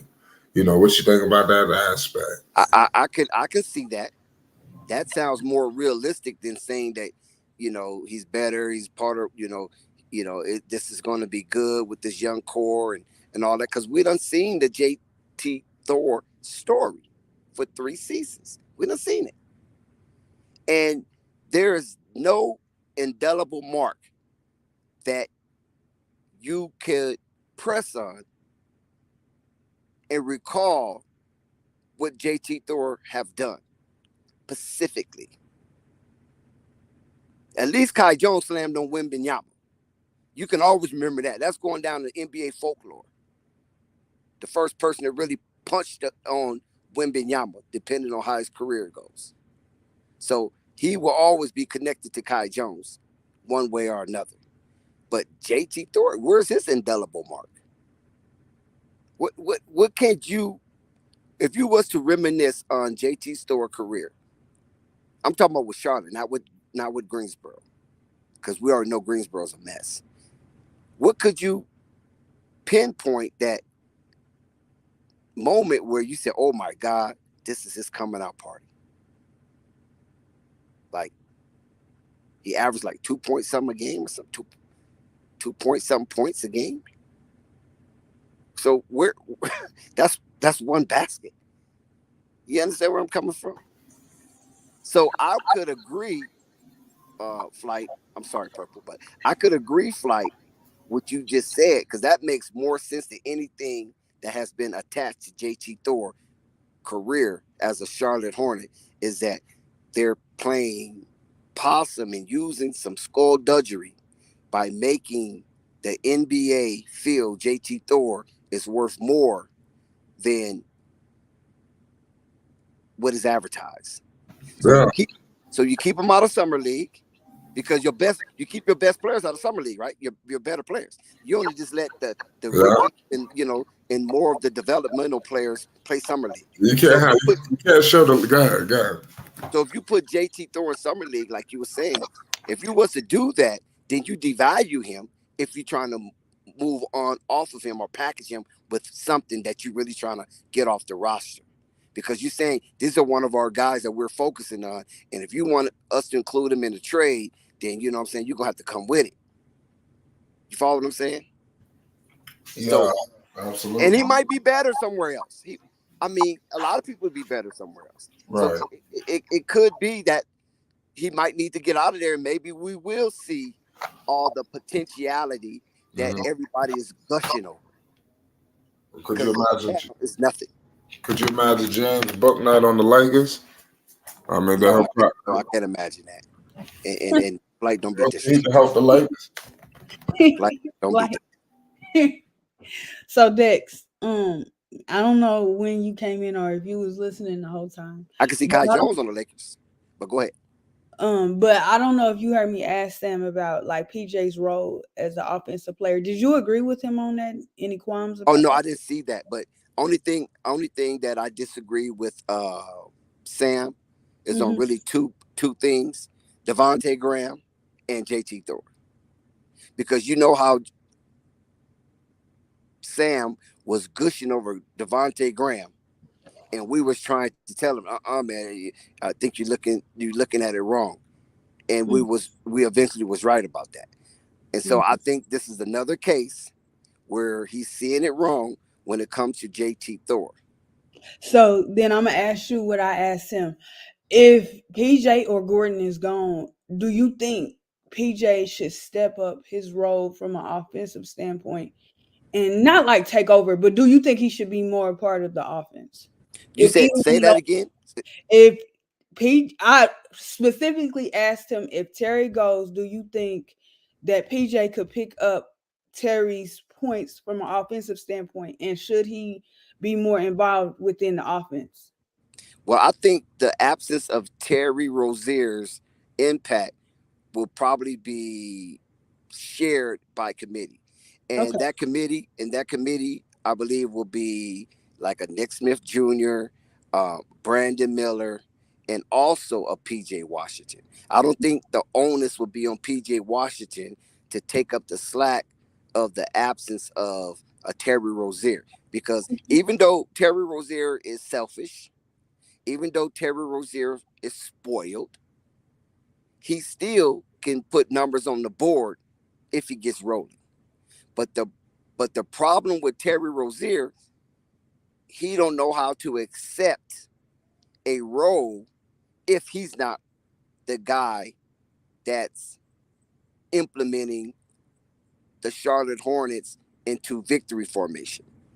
If it's somebody else cooking, Terry Rozier don't seem to be too celebratory. And that right there is despicable to me, because I seen it with my own eyes. I seen him on the bench pouting like a little kid, and I was like, wow, I didn't know Terry was like this. This was the same guy I saw on First Take arguing with Stephen A. Smith about he's better than Kyrie Irving, and he's on the bench pouting like this, like you take a kid to Walmart and he want to reach for the candy, and you're like, no, we ain't buying no candy today. That's Terry. Never goes to the huddle on the timeout unless he's on the court playing and he's part of the players coming off the court during the timeout. But if he's on the bench and they're calling timeout, he does not get up and go to that huddle. He don't give a damn what they talking about. Yeah, So it was just interesting. I mean, I don't expect for him to take on I'm not gonna say the other word, but all of Terry's production.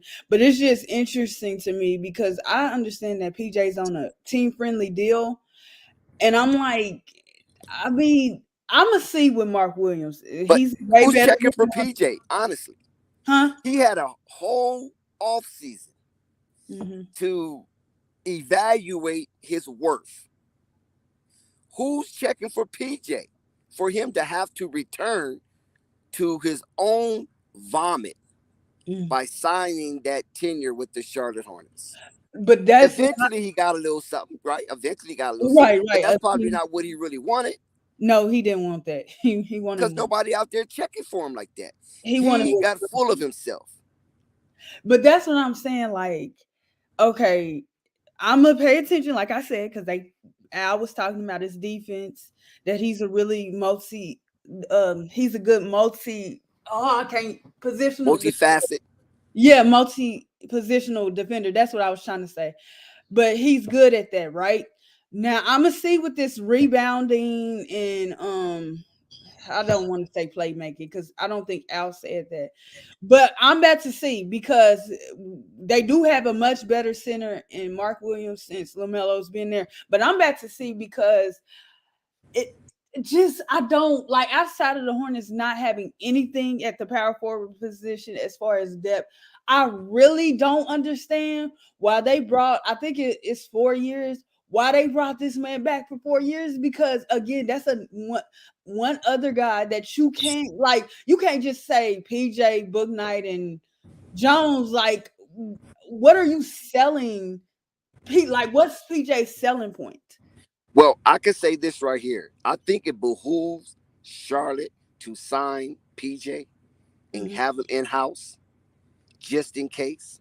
And it's also attractive for other teams now that they have the value of PJ because he's already signed. Right. There's no haggling over what his value, what his worth to that prospective team that might have interest in him. He's already signed, so Right. all they have to do is package something to match something, and they can have PJ Washington. So I think the Charlotte Hornets did a remarkable job bringing him back, signing him for the low, having him on board for multi-years.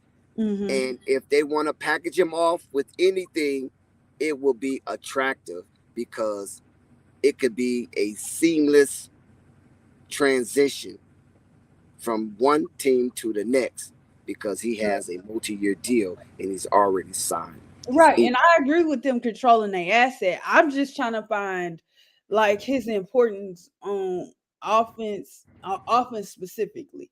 Because I feel like, yeah, he's on a 10 friendly deal, but sounds like Sam wants Nick Smith not to stay in the G League, but hopefully because I didn't see everything he said, but come up, I guess like me and what's the name? Unstoppable, mid-season. Personally, I want him to come up mid-season. But if from Sam's viewpoint, he don't feel like he's ready quite yet, I agree with that. But it's like, okay, who's going to be there if they're able to get Terry out the door? You're saying like PJ Miller and what's the third player you named? PJ Miller and who else? What, Miles? Like Miles? Yeah, his scoring, and I just feel like Miles is already like outside of his 10 games. Hopefully, he'll be up there. I still think they need something else. Like they need someone else per Yeah. se. Well, they still got Nick. Did you mention Nick Smith Jr. already? Yes, but I'm saying like from Sam's viewpoint, I think he said, I don't want to quote him wrong, as far as him spending the whole year in the G League. And I'm like, okay, don't disagree with you there. Because I do agree he got stuff to work on, but it's like, okay, if Terry goes, if we're all in support of Terry going, even if PJ is on a team friendly deal because they're controlling their asset, I think that's weird to praise pressure on at least Nick Smith to say, okay, I need you to give me what Terry Rozier gave me, 18 to 25. But no, that's what I'm saying. That's going to be by committee. That to have that production from one player right now, I don't see it. So Right. that have to be by committee. And like I said, you have the Nick Smith Juniors, you have Frankie Cigarettes, you have PJ Washington, because I believe that Gordon Hayward, LaMelo Ball, and Miles Bridges, when he comes back, they're gonna put the ball in the air without no care. So it's not going to be many shots left over from those three voluminous shooters. You feel me? And with Miles Bridges, because LaMelo can kind of take it easy, but he really can't. He probably want to some degree and get Miles more acclimated, but he really can't because he got 260 over his head. So he's going to have to show his ass. Pause.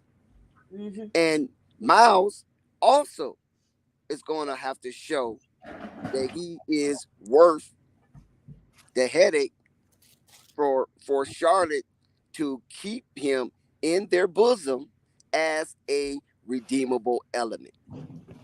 Is he really worth being a redeemable element at that price? Hell yeah, right? Then you got Gordon Hayward auditioning either half a season or a full season for his extended stay in the NBA and also his extension.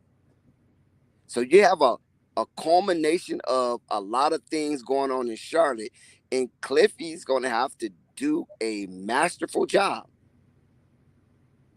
in setting this in motion without disruption, because everybody has something to play for now. I'm just glad that the Charlotte Hornets did something wise by locking in PJ Washington. So that's one element you don't have to deal with that could be a possible distraction or disruption, and to some point disgruntled because he feels he's not being valued the way he should be by being a Charlotte Hornet for like 5 years now, damn near 6 years. Yeah. You know what I'm saying? Yeah. So that could weigh on a player. But they got him out the way. He put his John Doe on the paper, and it's dry. So don't have to worry about PJ. You don't have to worry about Lamelo, of course. But now you have to worry about inserting Brandon Miller, Mm-hmm. and you have to worry about the reacclimation of Miles Bridges. Right. So once they get that squared away and organized, and they can coordinate a decent game plan, and hopefully they can execute, then Cliffy will be okay. Now, I agree with Sam when he said Cliffy, this could be his last year. That's a strong possibility because most new ownership wants to bring in their guy. Yeah, right. You know, like I keep telling people, new owners, I don't care what it is, whether it's a house, whether it's a car, whether it's a bicycle, motorcycle, or business, you want your signature on the thing. Yep. You want people to know this is yours. Yep. So all this Michael Jordan bullshit that they acquiesced to him after they paid $3 billion, who does that? Who thinks like that? Right. Michael Jordan is just what you consider an ambassador for the Charlotte Hornets in the state of North Carolina in general right now. Right. I If agree. you Yeah. see what Michael Jordan is out here doing, he just an ambassador. And soon he will fade away into the sunset and just sit on this big old yacht and travel the French Riviera. This is what he's planning to do. He ain't finna stick around and be telling people what to do and what not to do on a team that he sold that didn't do well under his stewardship. I mean, come on, man. That you can't be retarded like that. He still got $3 billion. He finna fade away in the sunset, man. He always sipping on and smoking his, you know what I'm saying, his good cigars already and on his yachts. If you really want to be technically correct. Yeah. Yeah, I was listening. I was here since the beginning of the stream. Yeah. Sam Dracula's kind of optimistic about the Hornets. I mean, I don't blame him. A lot of fans will be, yeah, especially you in that part of the town. But I don't have that much confidence in the Hornets like that. I say, hopefully, if they've been scratching on the surface of the playoffs. They didn't make it. Obviously, they didn't make it last season. With the addition of Miles Bridges and a couple other guys, hopefully they'll get them over the hump. So maybe they can't avoid the 11th spot. But I mean, I sure the hell don't see them at the 7th or the 8th spot. But I hope they can prove us wrong. Where do you see him at, Kafani? I had them at 10. Okay. So you still giving them a puncher's chance, right? If they at 10, yeah, punches. Yeah. You gotta give them a puncher's chance. Yeah, you gotta give them a puncher's chance. They gotta come with 2 knockout blows. They gotta knock out 2 people to get into a playoff series. Yeah, you're gonna have to beat the Indiana team again. That's been their kryptonite, or the Atlanta Hawks. That's gonna have to get past one of them 2 teams if they come face to face with them.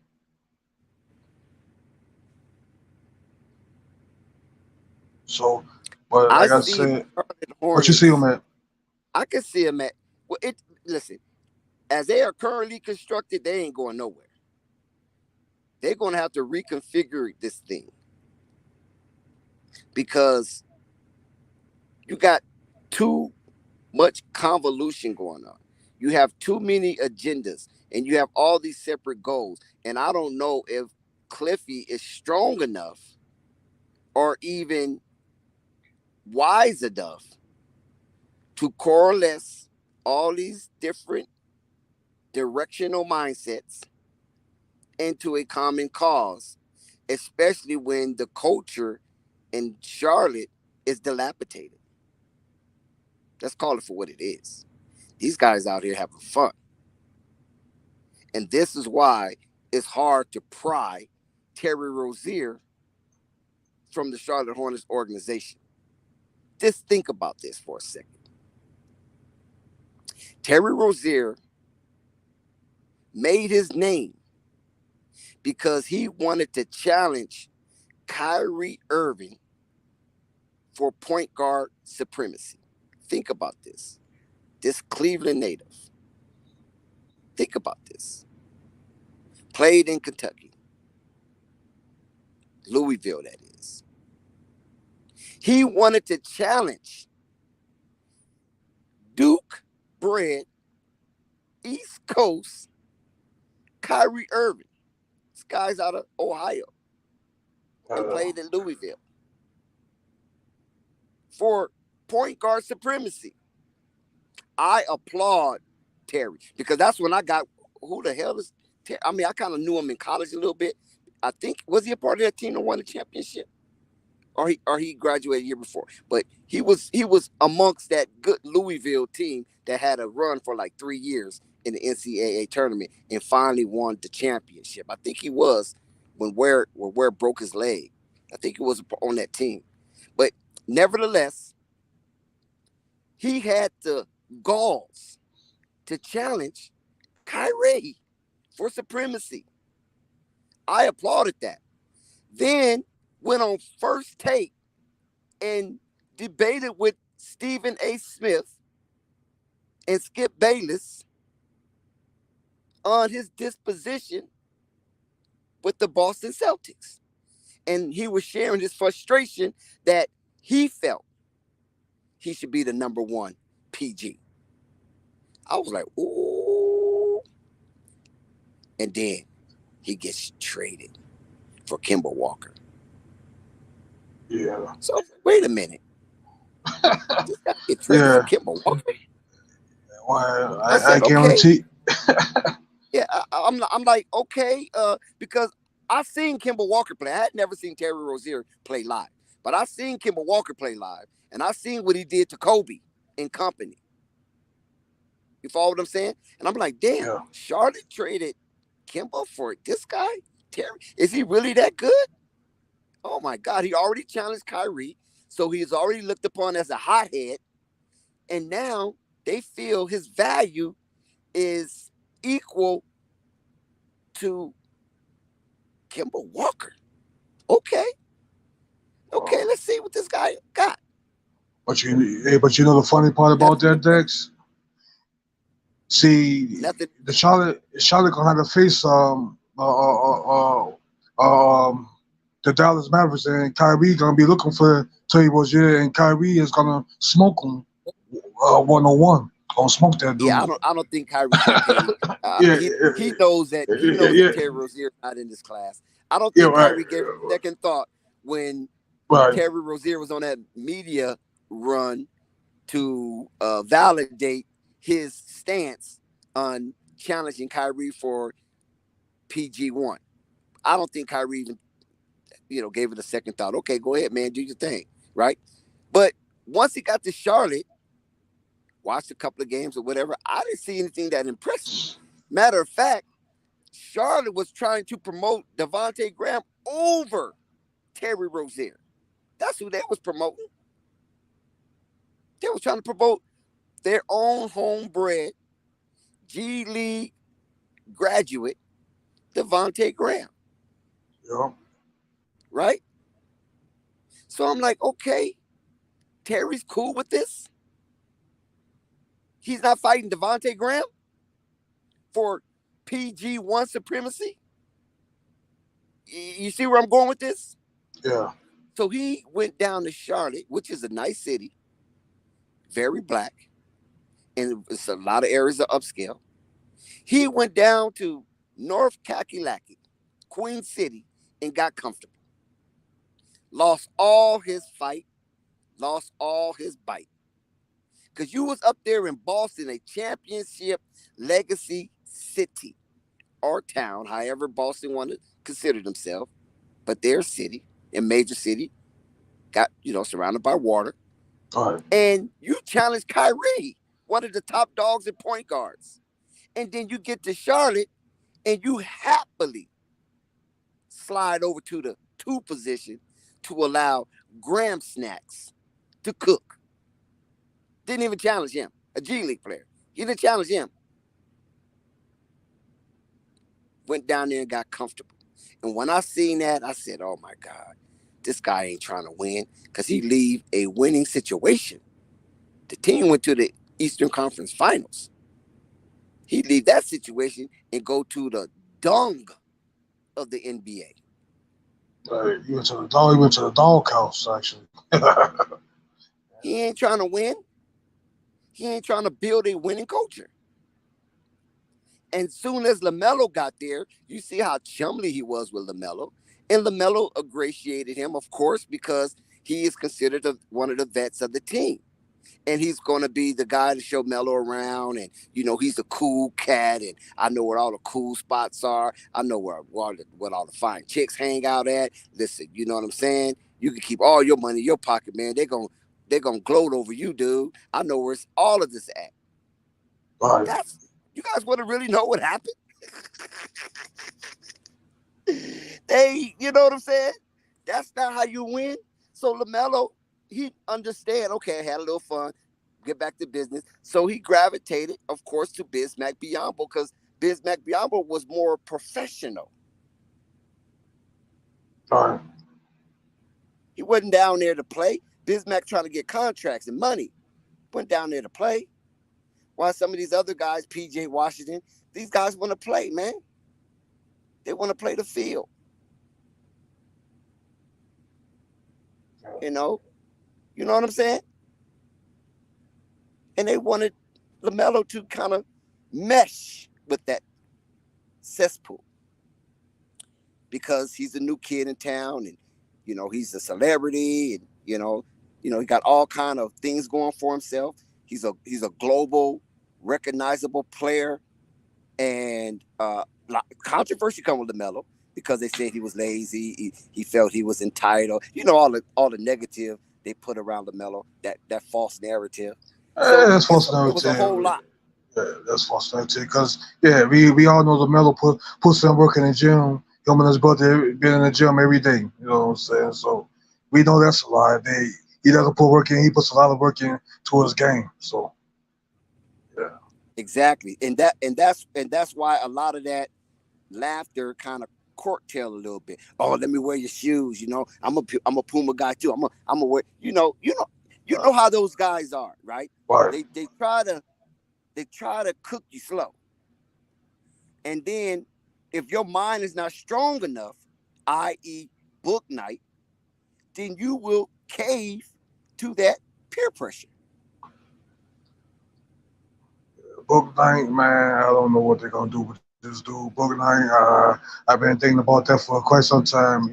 Yeah. We all know he got off the court issues and things of that nature. I don't think this kid put in the work in the gym. It ain't been no reports of him even trying to work on this game. I don't know. I don't know that part, but I know it's a two-way street with Book Night. That I do. Right. It's a two-way street. Book Night has to take responsibility of his actions, right? And don't, like we was talking last night, and don't allow those things that swirl around you that's negative seep you down into a dark place. You still have to make sure the main thing is the main thing. And that was something that he wasn't able to do. Hopefully it's a year and a year stronger and a year wiser that he can get himself back on track. We know that the Charlotte Hornets really screwed over James Bouknight. Got him yo-yoing back and forth to the G League and things of that nature. And, you know, that can affect the player. This is why he gets into the G League and he just do his own thing. He doesn't listen to the former coach of the Greensboro Swarm, Jordan Surinkamp. He wasn't listening I don't think nobody should take that guy serious at all, man. He shouldn't have been coach over there in the first place. I mean, Bouknight's like, man, whatever, man. But they I'm gonna be here ball. longer than you. You know, that's his attitude. You know, I'm a first-round pick. I'm a Right. lottery pick. Actually, They- he was a lottery pick. They dropped the ball. They dropped the ball on Jello. So I can't take Greensboro seriously That's anymore. why I'm saying it's a Right. two-way So street when it comes to book night. It's not the right. onus is not totally on him. It's shared responsibility with him because everybody don't come into the league mentally fortified to deal with the politics that comes along with this crap.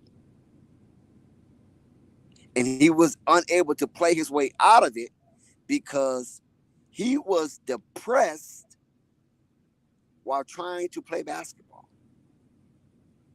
And then when he did have his incident, since it's all over and said, instead of Charlotte Hornets being a support system, they told that man, suit up and get in that locker room and be prepared to play.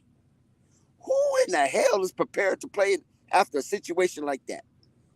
They That's should have it. gave him a leave of absence and Right. helped him enroll in a program immediately.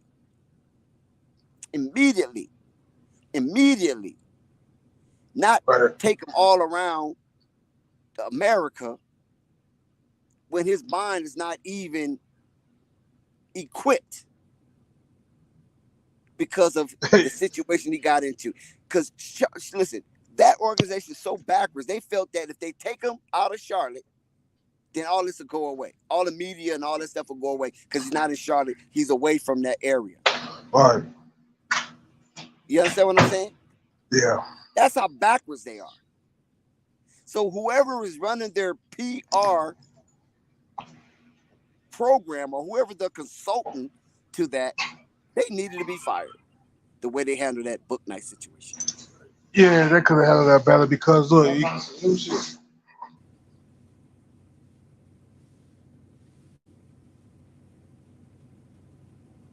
Yeah. I don't know. Listen, I don't know who's here. I cannot see the chat. I cannot see who's on the panel because I'm on a different device and I don't have access to anything except talking. So yeah, whatever's going on in the chat, I can't even see it. Who's ever yeah, on the panel, I don't even know. yeah, because that should have gave him some time off for that because like I was talking about Andrew Wiggins when he had the issue with his wife, he had to take some time off to get his house on order, see what the hell was going on and shit like that, you know. So Yeah, I'm just saying. yeah, This the is same thing, why, you know. and this is why LeVar can say with conviction here on Flight Sports TV is that, man, that organization messed that man's mind up. Because they Yeah, wasn't forthright with him. They were stringing him along and had him thinking one thing and they was doing something else. right. So they was very hypocritical when it came to book night, in fairness to book night. But at the same time, book night had to take responsibility for his own actions. Instead of seeping into a dark place, he should have been more proactive to protect his career, his brand, and his name as an NBA professional basketball player. I mean, I guess he's still learning. It's a good thing. Yeah, I mean, because if he was one of them players out there that was a franchise for a team or close to being a franchise of a team, he would have been in more trouble if he got into a situation because you representing they got a lot more money invested in you than if that was the case. But he don't fall into that category. No, but see, listen, Michael Jordan puppet master, right? This is what I was told from a credible source. Oh yeah, Michael that's Jordan, what I was shut it out. Yeah, he's a better micromanager. believe it. Follow what I'm saying? So if Michael Jordan puppet master, and maybe somebody suggested to MJ, man, maybe we need to give this young man some time off and let him be around his family to get some support. Nah, man, I'm paying him. Nah, he better get his ass and be ready to play. Fuck that. Because Mike is a drinker, right?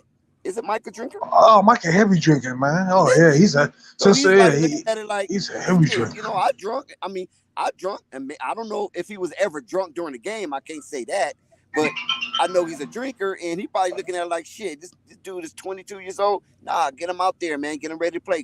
Put them in uniform. Now, we're not letting nobody leave. I ain't paying nobody to sit at home. This is how Mike talk. Well, yeah. But maybe somebody told Mike what to do too. Like, man, Mike, you got to make sure you do this, that, and the third. Even though he's Michael Jordan, but he still got people that he got to answer to also. He don't who he have to answer to. Not at I'm that talking. time. He I'm didn't have to talking answer about. to nobody. I'm talking about the government. I'm talking about when they had to sit down in the governor's meeting and all that stuff. Blah blah blah. The big old boys club. The guys that got the representatives that got billions. The billions, the higher billions club. You know what I'm talking about, Dex. Yeah, but what I'm saying is that how you do your team. That's basically how you do your team.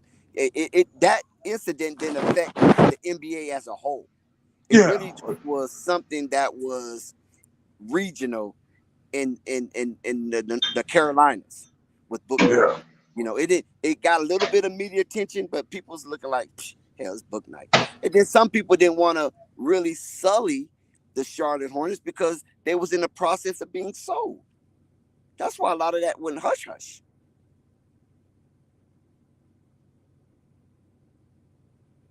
But the way they managed that situation, actually, the way they mismanaged that situation, because there was no managing in there, it was a mismanagement. They should have sent him home, gave him a leave of absence, even if it was 72 hours, and then he can come back and discuss with Mitch Kupchak on how he's doing, and Mitty could evaluate him and determine if he's ready to come back or not. Because when it's all said and done, you're supposed to have the welfare of your employees, right? You're supposed to have the welfare of your employees as a priority, not the dollar. And it seemed to me, the way this unfolded, that they chose the dollar over the welfare of James Bouknight. I don't care if you work for AT&T. I don't care if you work for Subway. If you have an incident like that and it got to your boss and you came into work, more time than not, they probably would tell you, you okay? Are you sure? You think you need some time off? If that wasn't told to him, because I don't know if it was or not, if that wasn't told to him, then shame on the old regime of the Charlotte Hornets. And hopefully this new regime would never practice anything of the sort. And the welfare of their employees is utmost priority.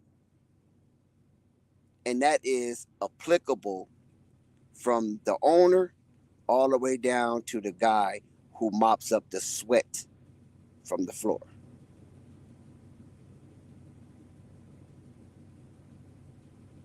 And that's why I believe Gabe and Rick talked about the culture.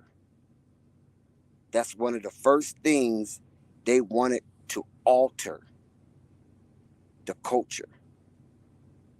Because that's where winning starts at. When you develop an atmosphere of winning, then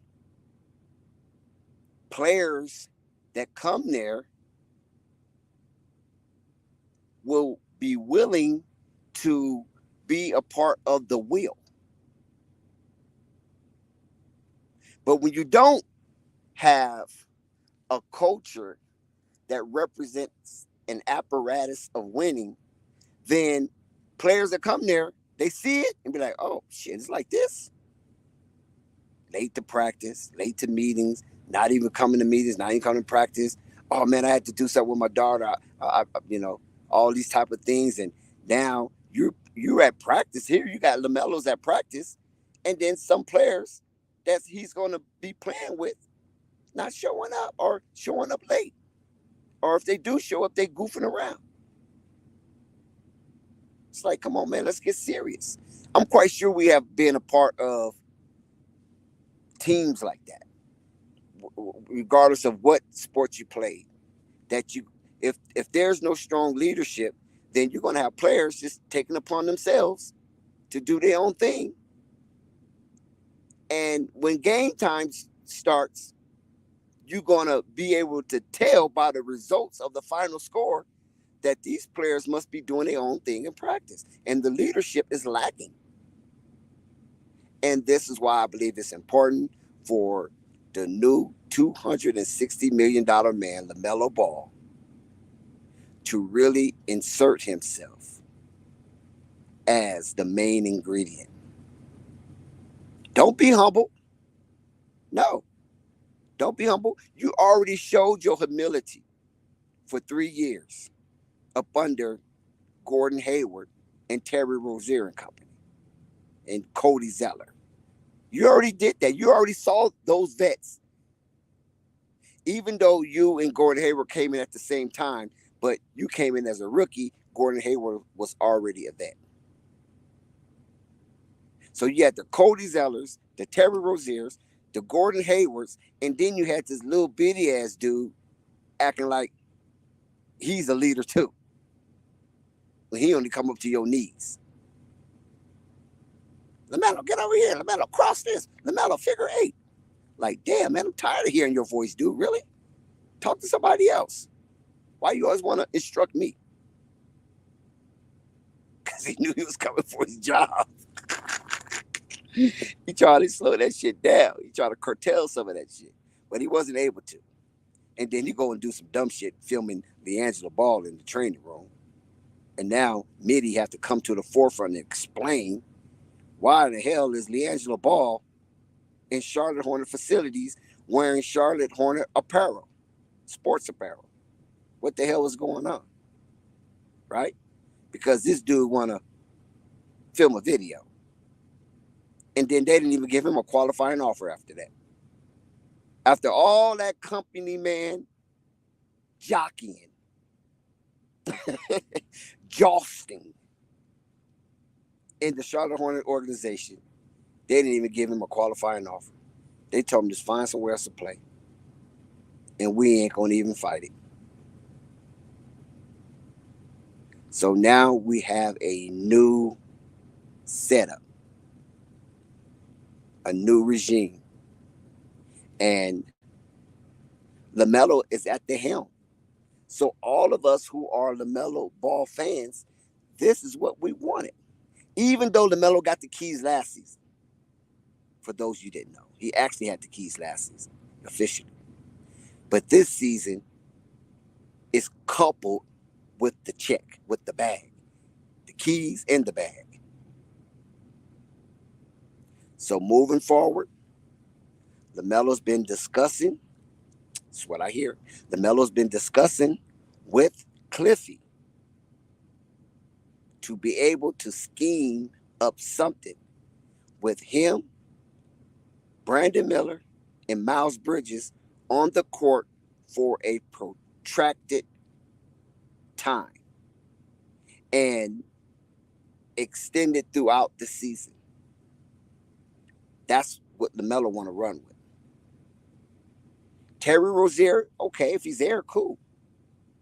But he already peeped what Terry's about. He peeped that already. Damn, dude, you're supposed to be my vet. You know? You're supposed to be my vet. I was your rook. What happened? You really ain't trying to take this to the next level. I see that right now. You're just taking the money and run. Right? Dire straight. Take the money and run. So I ain't feeling that. I mean, we're cool and everything, but I really ain't feeling that. PJ Washington. Come on, man. Get your situation straight off the court so we can focus hard on the court. Miles Bridges. Stay focused. Keep the main thing the main thing. The only person that seemed to be somewhat focused is the only person that's not available when they need him most. And that's Gordon Hayward. Utmost professional. You can't take that away from Gordon. Utmost professional. He has his little quirky ways, but he's very cordial. He understood after LaMelo's rookie season that this guy's going to take this franchise from me. He understood that. Especially when Gordon Hayward was not available for two of the most important games in Lamelo, Miles, PJ, Nick Richards, one game with Mark Williams. Wasn't even present. He wasn't even present for the younger guys. And he's supposed to be the vet in the face of the franchise moving forward until LaMelo mature enough to take that over from him. Gordon Hayward was tasked with the responsibility of keeping Charlotte Hornets out of the lottery. He had one job. Keep us off the lottery. Keep us relevant. You Gordon Hayward. Use Michael Jordan's Great White Hope. Keep them out of the lottery. You're coming from a winning atmosphere. Because you was winning in Utah as well. They did go to the playoffs while he was on their roster. It just so happens that Spider-Man was just so spectacular. They said, oops, we're going to move with him. And we can now allow this guy to go. We ain't got to match nobody. Whatever Boston or Charlotte wants to give him, because those who was in the running for him, go ahead. We ain't matching nothing. Not this go around. We ain't matching. First go around, they matched Charlotte. So we had to return to Utah. Mike been trying to pull Gordon Hayward from Utah since he was eligible to leave. So he finally gets him after he's all broken up, battered, beaten. And Boston say, okay, you want him? Cool. What? For that much? Damn. That's Danny Ainge. Damn. Go ahead, Mike. You got him. Hope you can piece him back up because it's damaged goods. But Mike wanted him so much, and what Mike wants, Mike get, right? And that's what he got. But Gordon Hayward had one particular task, is to get the Charlotte Hornets out of the lottery, into the playoffs, and stay relevant while he's paying them $30 million a year. You see how that worked out for him. He thought he was going to get 2013 Hayward. Oh, man. And it didn't happen. And like I said, Gordon Hayward was a no-show. This is factual data. Gordon Hayward was a no-show in two of the most important games in LaMelo Ball's career. No-show. He didn't take one dribble. And these one will Charlotte get past Indiana. He didn't take one dribble to help Charlotte get past Atlanta. Nope. He sat out and he could have played.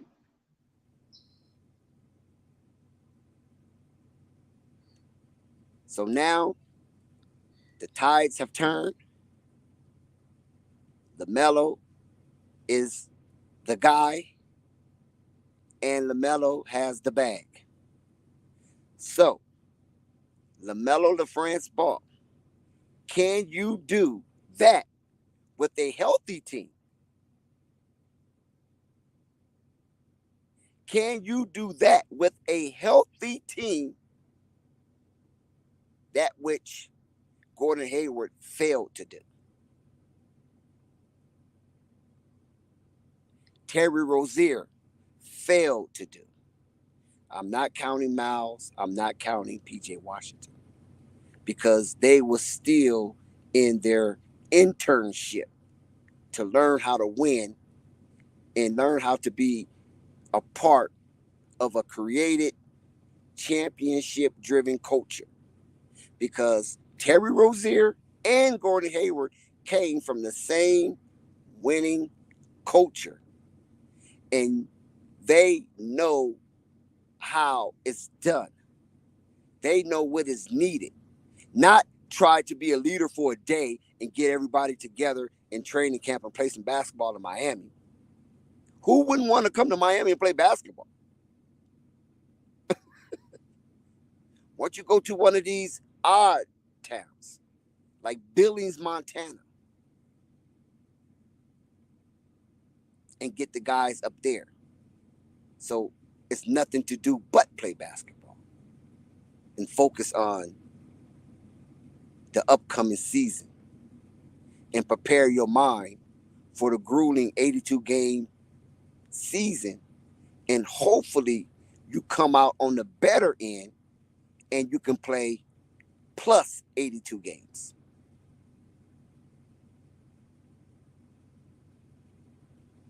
Miami. Who wouldn't want to go to Miami to play basketball? You think it's hard to drag teammates to go to Miami? Hell, they go to Miami anyway in the offseason. But get them up into one of those hick towns. Get them up in the mountains somewhere. Turn into a real retreat. That's leadership. But Miami? Who wouldn't want to go to Miami? Come on, man. Have you ever seen a monkey zoo in Miami? Who wouldn't want to do that? Have you ever been down Alligator Alley in Miami to see those huge crocodiles and alligators? I'm talking about monstrosity huge. Who wouldn't do that? Want to do that with their family? And then once the day is over, after you stroll down Collins and A1A or Ocean Avenue, and you put the babies to bed, the nightlife in Miami is off the Richter scale. It's unbelievable. And half of the daytime. Once the sun starts going down practically, you're going to see less clothes. You're going to see less clothes because the babies are gone. The kids are in the hotels or the resorts or wherever they at. And it's adult life. It just flips. It's crazy how it flips. It just naturally, it flips.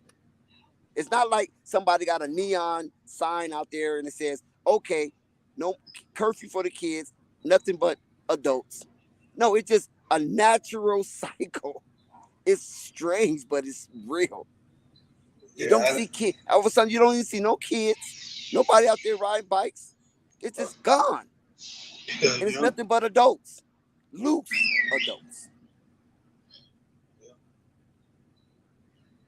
Yeah, I ain't never been to Miami though for Miami bar, but I've been to Daytona. Each room, but I ain't never been to Miami though at all. Not yet. So Kafani going to Miami and inviting players? I mean, come on. You understand where I'm coming from? Like, why? Absolutely. That's still play. That's a playground. No, you don't. You Charlotte, you don't go to Miami, man. Not as a team.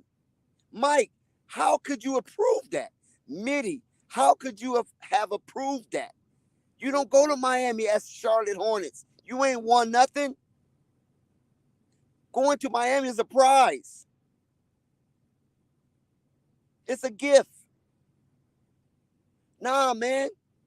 Go to Kansas City, Missouri, dude.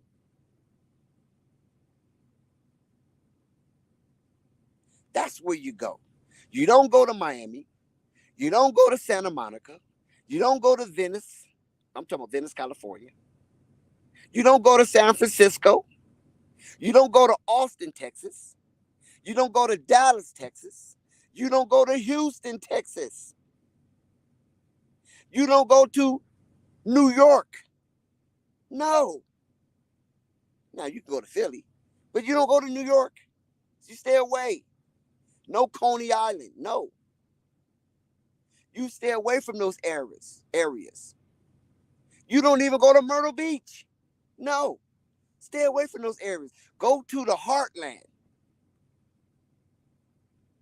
Go to Kansas City, Missouri.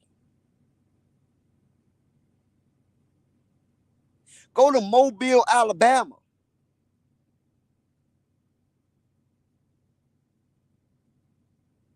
Go to Las Cruces, New Mexico. Go to those places. Miami. Oh my God. And you calling yourself a leader. And you taking the very team that sit there and like to play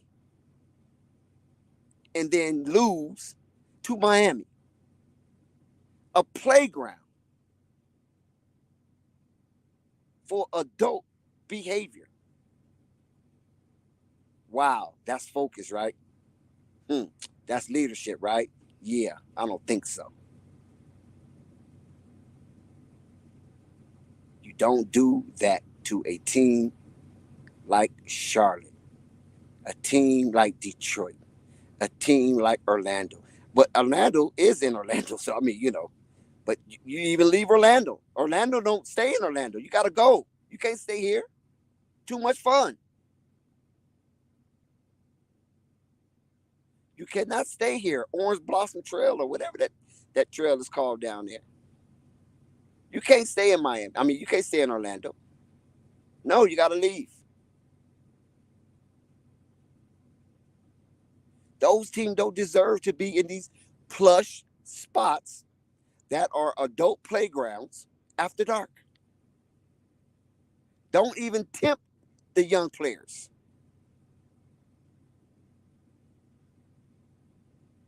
So Lamelo got a tall task ahead of him, Flight and Kafani. To keep these guys, a lot of these knuckleheads, goofballs, corn buckets on the same track, moving forward.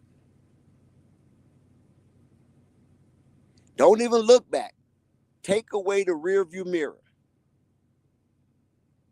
And every step you take this season, you have to burn the bridge. You have to burn the bridge. No looking back, only forward. That's the kind of extreme focus that the Charlotte Hornets should inherit. They should be imbued with extreme focus. We're burning the bridge. Every step we take forward, we're burning that bridge. When we sail to the shores, we're dismantling the ships because we want to have an attitude of a place of no return. They do not want to go back to being the cesspool of the NBA. I'm sorry if I said that, but we want the best for Lamelo. And I already shared with you some aspects of behind the scenes of the Charlotte Hornets. No more playground. Focus on becoming winners. I'm not saying you have to win it all, but if you do, kudos. But focus on being responsible men, playing a responsible game, getting responsible results. And that will put you above the 10 slot. if you advocate this. That would get you right around the 7th or the 6th slot. And the 6th slot is holy moly for this group of Charlotte Hornets.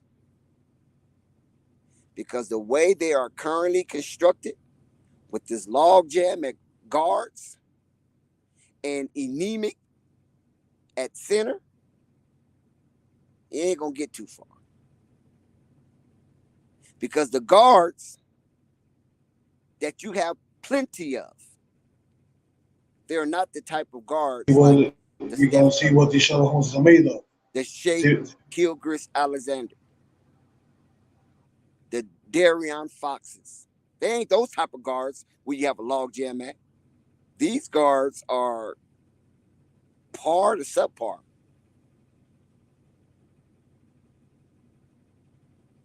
Theo Maledon,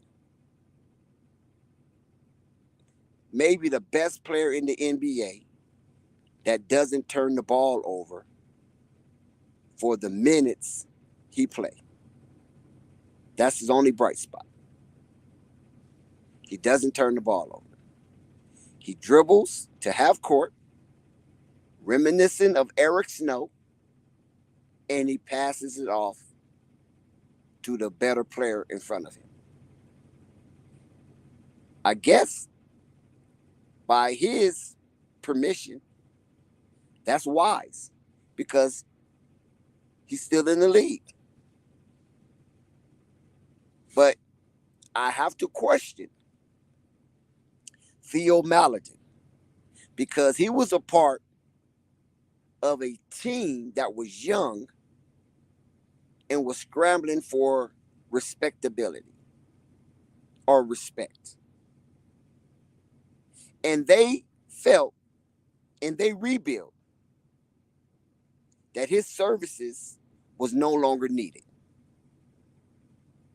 That team is those boys down on that red clay in Oklahoma City. He was a part of that young team. So by him being young, the team being young, and they felt the need to move on from his services. And Charlotte picked him up and gave him a two-way contract. And then slowly implemented him into a more of a larger role. Right behind Dennis Smith Jr.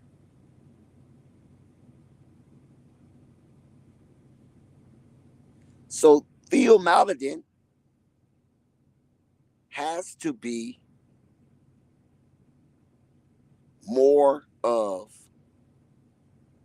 a support system for Charlotte Hornets this season than he ever was.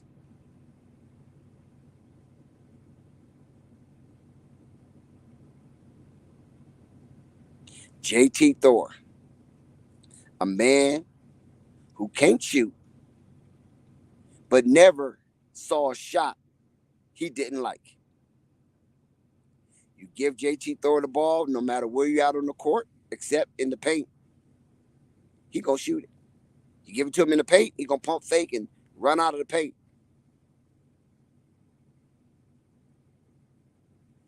This tall stature of a figure, JT Thor,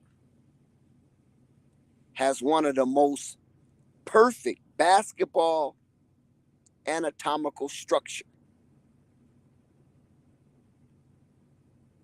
But his head is full of air. And when you got that kind of combination going on with a player like him, the results are lacking. Got the physical body,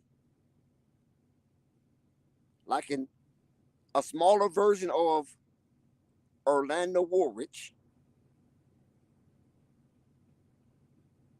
but doesn't play with the kind of tenacity that a team like the Charlotte Hornets need from a player in his situation. If it wasn't for Lamelo starting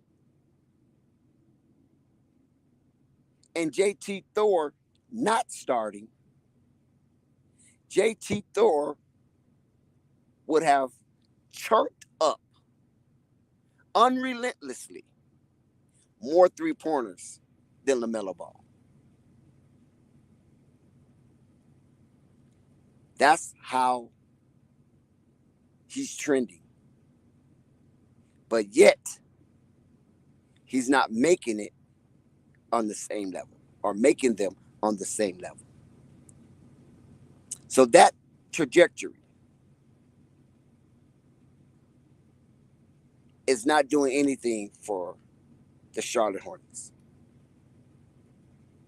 So if you want JT Thor to be up there as a menacing figurehead, if you want JT Thor to be presented as a menacing figurehead, go right ahead. So be it. That's your guy. But if you want substance out of JT Thor, you're not getting it. Not to the level of satisfaction. And this is why I said wholeheartedly, without hesitation, if you line JT Thor up with Patrick Williams, I'm taking Patrick Williams in a heartbeat, in a nanosecond. And you know how I feel about Patrick Williams. Now you know how I feel about JT Thor. I don't see it. I done watched a lot of basketball in my life. I just don't see it. I mean, Eldon Campbell used to be a bane in my side because he had all the potential. He was tall, lengthy, had some girth, not as much as Shaq, but had some girth. He was quick and nimble on his feet with a baby touch around the rim, and he can shoot from a distance, and he can dunk and score. 3-level scorer, Eldon Campbell, for the Lakers back in the day. But he was a bane in my side because he wasn't consistent, and he didn't have the wherewithal, IQ-wise, to be able to fix his game, to be associated with Rick Fox, Eddie Jones, Kobe Bryant, Nick Van Exel, and Shaquille O'Neal. This was before the Horry days, the Robert Horry days. For some reason, Eldon Campbell thought he was better than what he was, and it ended up costing him a one-way ticket out of the Lakers, and I believe he ended up in Charlotte.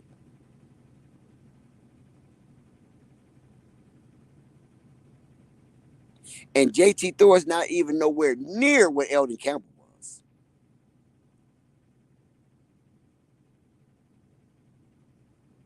But as a similage to someone or a player that looks like he have everything physically,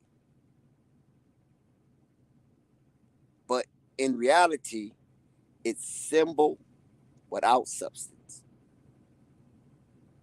That's how I feel about JT Thor from watching him and then reminiscing down the road of nostalgia and bringing up players that I could compare to JT Thor. But you guys see it different. I don't. But only time will tell, right? Time will be the judge.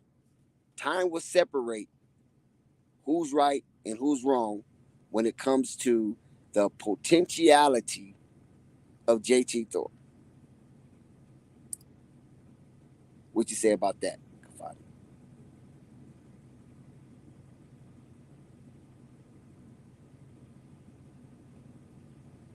Kafadi? Anybody home? Nobody home except me? Well, like I said, I don't know who's up here. I don't know who's in the chat. The device I'm using doesn't give me that information. It only just allowed me to talk. Yeah, to be honest with you, man, I don't know what they still see in JT Thor. Hey, like I said, your guess is good as mine. Yeah, he got the prototype body that they looking for. Uh, Question is he gonna get better? Is he gonna prove us wrong that he's a player that we say he's not? That's the big question mark. Yeah, I'm just saying. I mean, you would thought you would see glimpse, right?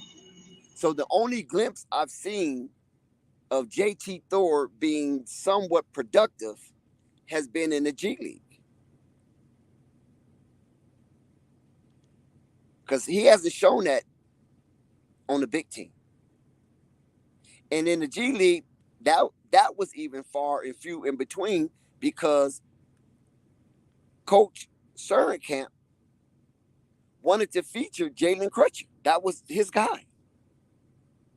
And to some extent, Xavier Sneed.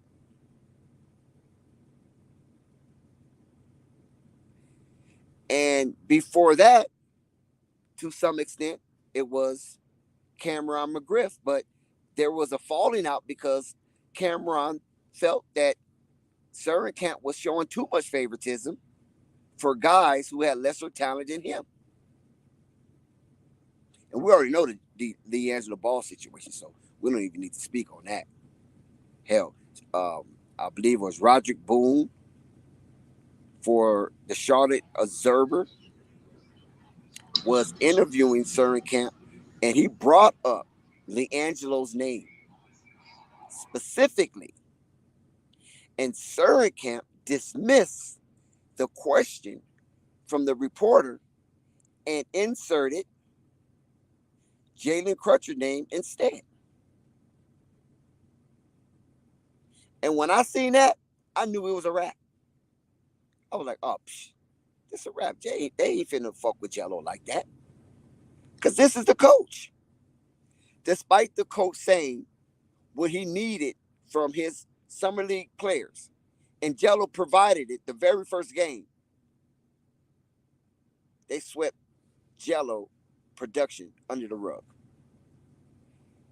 And then repeated it after he showed he can do this in Greensboro.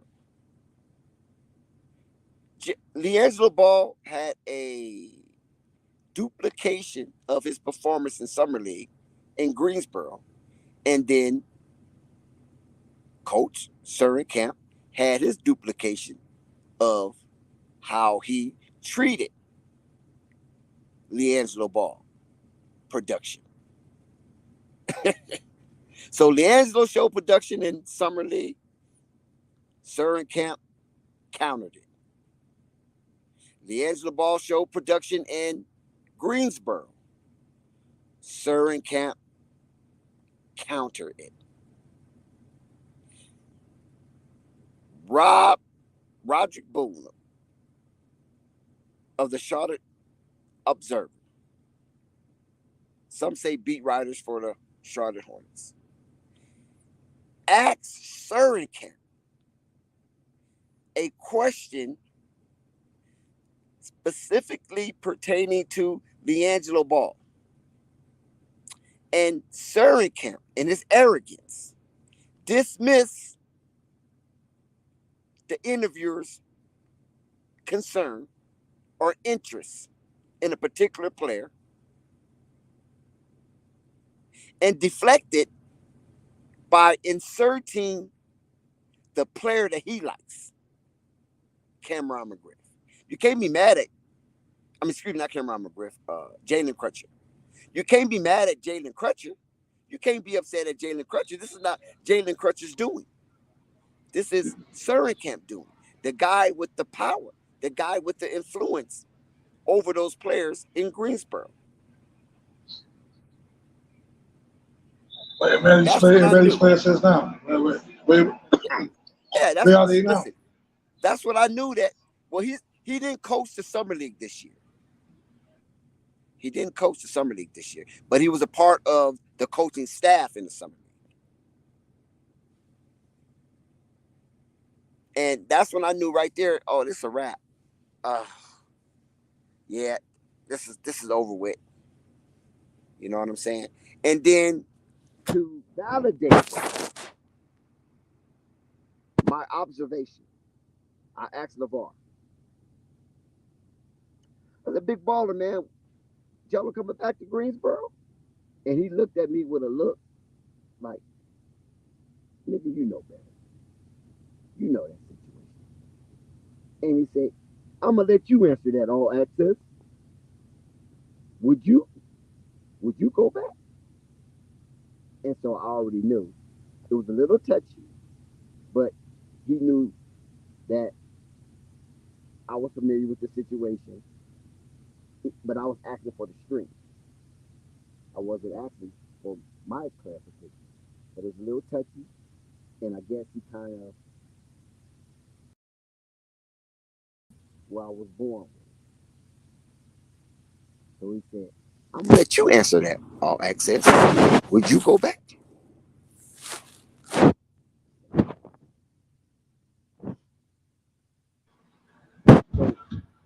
Yeah, thanks. I was hearing you, and your mic broke up a little bit at the last couple of words you were saying. Oh, I was saying that I had asked the VAR, the big baller, about the LiAngelo Ball situation in Greensboro on the stream when he came on the stream. I asked him a question, and he looked at me slightly perturbed because I'm familiar with the situation to some degree. And he said, I'm going to let you answer that, All Access. Would you go back if you was Jello? So I was asking it for the stream. I wasn't asking it for me because I already know that he didn't really have no interest of going back, regardless of if Lamelo wanted him on the team. He really didn't have an interest because he felt he gave him 2 years. They drafted him, and they dismissed him, regardless of the production he presented and the fanfare that wanted to see more. You are in the G League, playing for the Greensboro Swarm, who is an affiliate of the Charlotte Hornets. Shabby, shabby, shabby. And you have a person of interest that the crowd clamors over and clamor for. They clamor for Jello to get in the game. I mean, yeah, I understand that.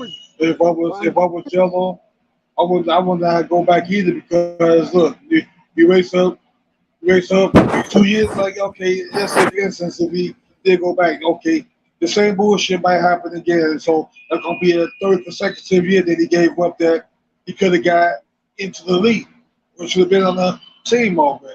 Because now you have to worry about the bullshit coach that don't know time. They don't know what the hell they doing. So if I was a Charlotte Hornets organization, I clean up the damn Greensboro's coaches and get some damn coaches in there that know what the hell they doing. Yeah. And get these biased ass coaches up out of that. You want to be, as long as them guys, them type of coaches in there, shit, you ain't gonna get nothing accomplished.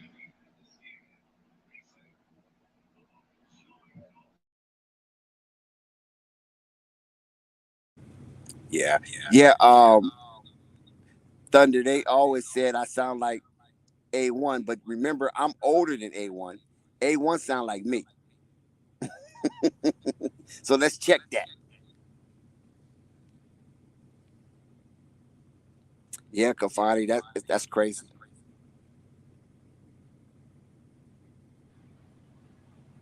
But we're underway. Preseason is here.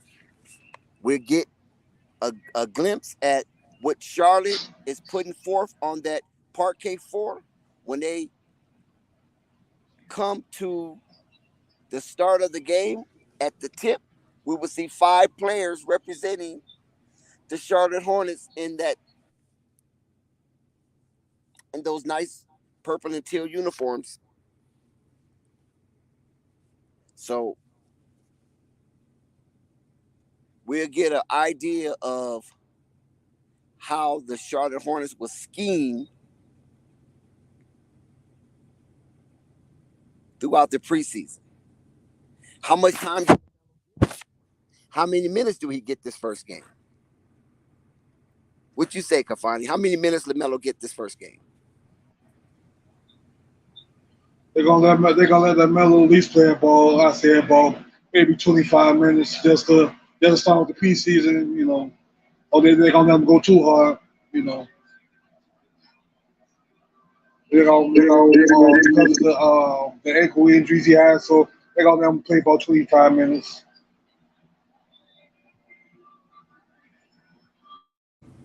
You said 25 minutes? You About think he's going to 25, play that much? about 25, 30 minutes. He gonna probably play the first and second half. If they gonna, it's just the preseason. I might wrestle in the third or fourth quarter, depending on the balance of the game. I don't know if he's going to play that much. That's a lot of time for him being off for the protracted I might period that he gradually was work him off back based on into it. injury. Yeah, but I can start him off for 20 minutes just to see where that they're just so he can pace himself. You know what I'm saying? I mean, he's 23, so I mean, let me see. Yeah, I mean, he's 22. I mean, he's only 22. We've been working out and running up and down the court since the summer. He should be in good condition doing it in the preseason. He just don't got to go too hard, though. That's all. Well, how many minutes you think he gonna play? How many minutes you think he gonna play?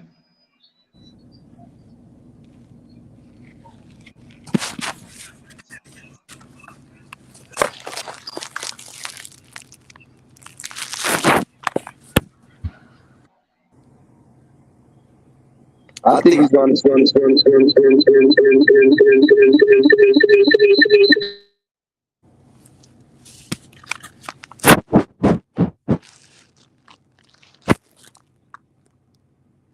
Yeah, I think he's going to play probably around 17 minutes because he's just coming back off of a gruesome injury, and I don't think they're going to allow him to play to muscle fatigue and risk his injury again. So that's why I say around 17 minutes, maybe 20 max. 10 first, 10 second, and that's it. He's done, regardless of the score.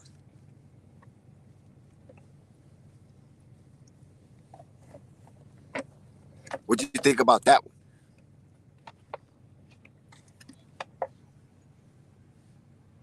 Yeah, I think it's about like 20 max. They're gonna let the other guys out there like Brandon Miller and some see test the waters with him, man. You know, regardless of what the score look like. I mean, this is not a make or break game. This is just the preseason. Just two teams gonna fill each other out. You know, and just a taste of what they're gonna bring during the regular season. Yeah, because they're going to give Nick Smith Jr. a lot of run because they want to see what this young cat and how he's going to be a floor general and direct the offense. So they're going to give him a lot of burn. And like I said, that's why I think Lamelo will probably play about 20 minutes total. And they're going to let Nick Smith Jr. do his thing out there. And then they want to see what Frankie Cigarettes is all about. Nobody's really talking about Frankie Cigarettes anymore. Frankie Cigarettes, man, yeah. I even Flight was mentioning this earlier. Like I said, I said this a few streams ago. I said, can Frankie Cigarettes redeem himself? Can he surprise us and show something that we haven't seen before from him? Oh man. I mean, all he's going to do is initiate Nick's trauma for Flight. When Flight see him out there dribbling that ball, it's going to bring back Nick's trauma.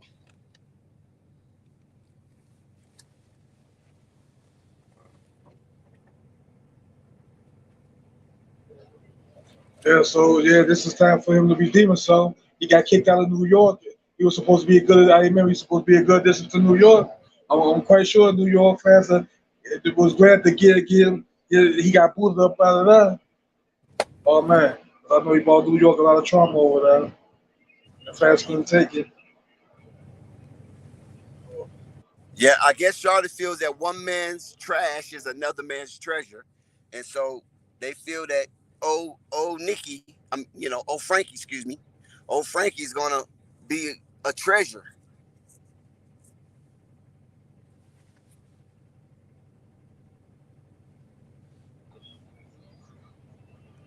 So Frankie, so a whole Frankie Cigarettes was in that gym working on his game, and whatever he needs to do to redeem himself. I think because I think it's gonna be a make or break for him too. If he don't make it here, then there's a good possibility he's gonna be out of the NBA, probably playing in one of them overseas teams somewhere.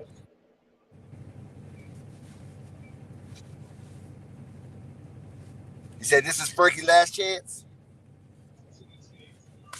Yeah, I believe so. It's gonna be make or break for him. Yeah. I mean, I hope I'm wrong, but you know what I'm saying. But I think this is gonna be the case. He said it's Frankie's last chance. Oh my God. I can't believe that the Charlotte Hornets even picked him up. I just can't believe that.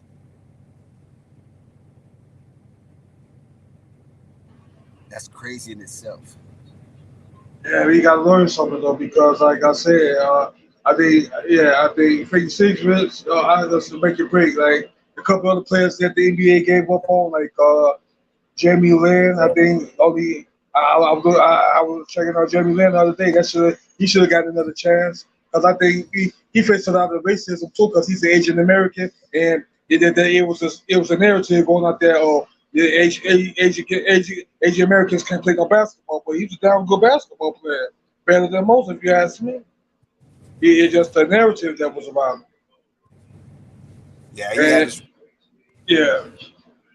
he definitely had his run in the NBA. So, he's ran out of juice.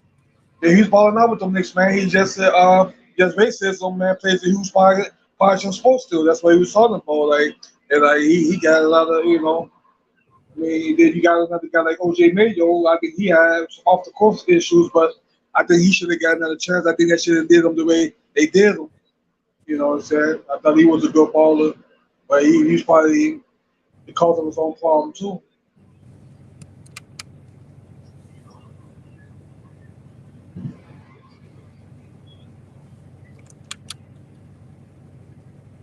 Yeah.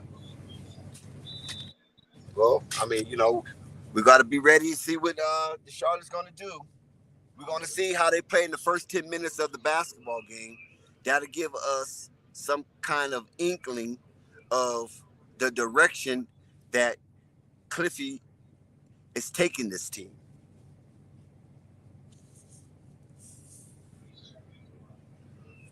Yeah, man. I think what Charlotte, they play in Miami. They play in Miami tomorrow.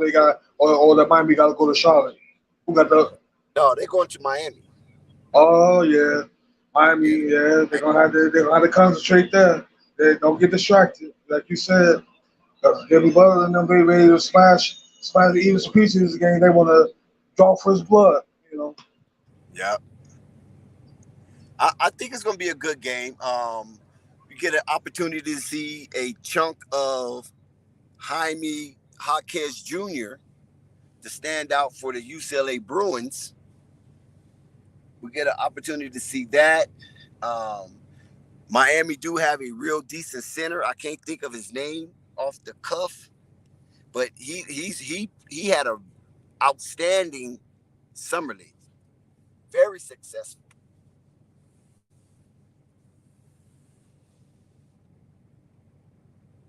So we definitely get to have an opportunity to see some of Miami's young core as well, because Miami did pretty good in the summer league. I think they went to the championship and lost to Cleveland, right? To Imani Bates. Okay. I think that was Miami that played Cleveland, if I'm not mistaken. I'm not for sure though. Yeah, man. Yeah. I don't know about the Denver Nuggets. They're gonna be hosting the Lakers. I don't know who's that. They're gonna be hosting the Lakers. I know. So that's gonna be another game taking place in let me see another after next week, I believe. Yeah. Yeah, I'm not really worried about the Lakers. I think the Lakers is going to be all right. But one thing I will share with you about the Lakers is that I'm very pleased at the aesthetics that um, Rob Pelinka stitched together. Yeah, he saved his job, man. He had to, man, because he was about to get booted up out of there for the moves that he made. Yeah, because I mean, he had help. I mean, we already know he had help. But because they want Lakers to be relevant, and it's a money pool. So the Lakers are representing the West Coast as well as Golden State. So you got two of the top teams in all of the NBA on the same coast. So the Lakers have to be relevant because they're Southern California, while Golden State is Northern California. And Rob Pelinka helped because he didn't know what the hell he was doing. It was obvious Rob Pelinka didn't know what the hell he was doing. And he was being pushed around by Clutch Sports. And so once Magic left or departed, he was confused. Rob Pelinka was confused. No Magic, no Kobe. This guy's confused. So he owed LeBron James the shirt off his back. I'm talking about Rob Pelinka. He owes Clutch Sports the shirt off his back.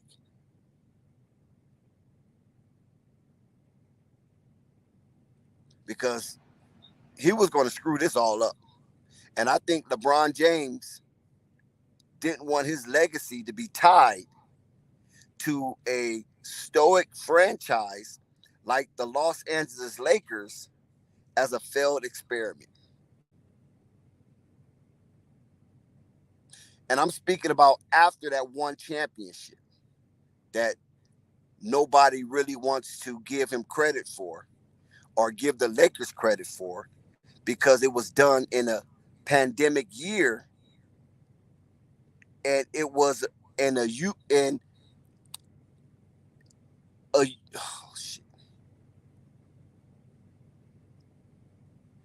It was basically different than anything in sports history as far as that pandemic year. And it's not, and Yeah, listen, it's nothing the the bubble Lakers could do chip. about it because it's the NBA. Yeah, But it was unusual, We'll put it that way. We'll say unusual championship, even though other people make very derogatory statements and give it derogatory terms like Mickey Mouse, um, the bubble. The Lakers had a hiatus and they got strong. And so when they came back, they were so healthy, and the league favored the Lakers when it came to them winning that championship, because LeBron had to win a championship after convincing the Lakers to mortgage their future for Anthony Davis. He had to win a championship. So they got it out the way immediately. Okay, this is the championship. This is the best time to win. There's a whole lot of stuff going on in America. We're going into the bubble. Okay, cool. Just stay healthy. No, Kobe gets passed. We got to win. We got to Kobe win. So died.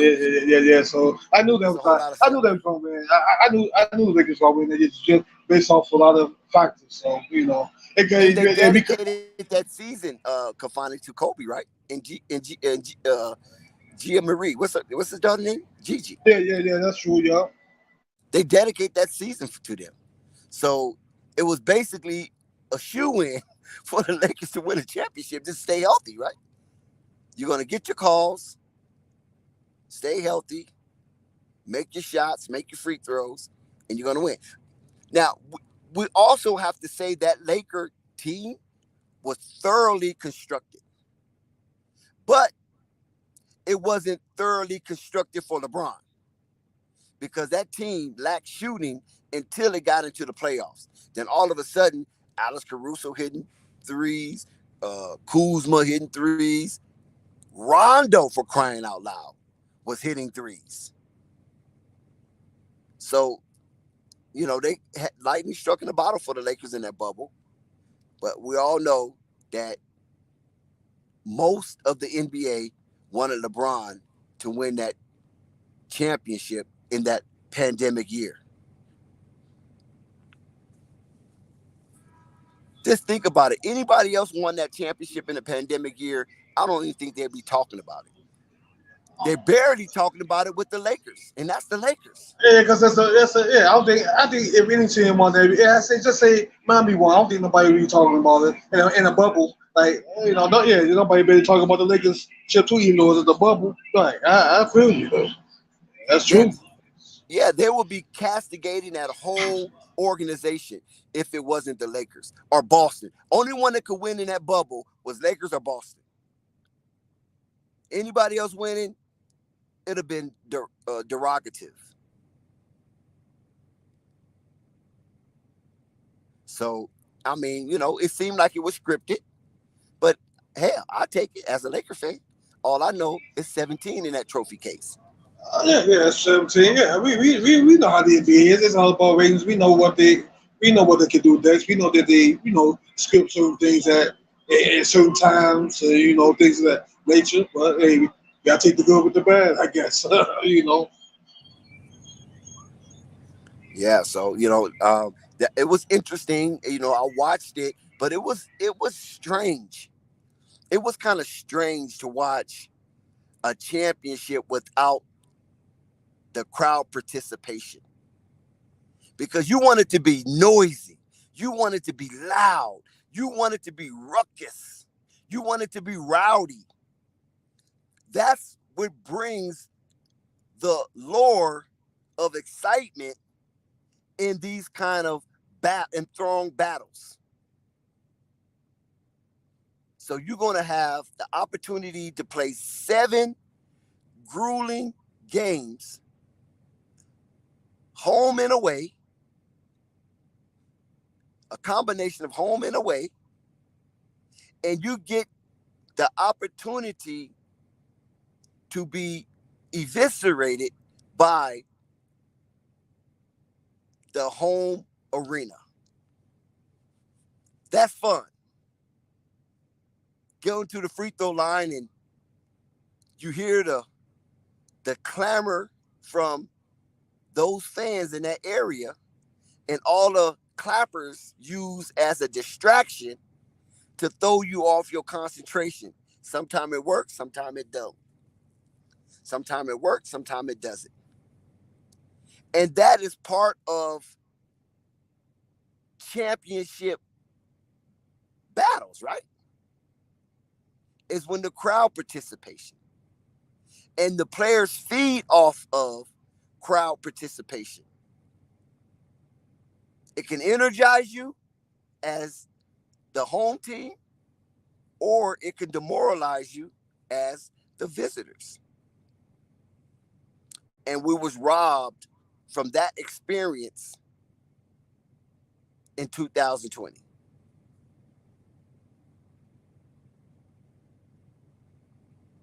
Kalfani.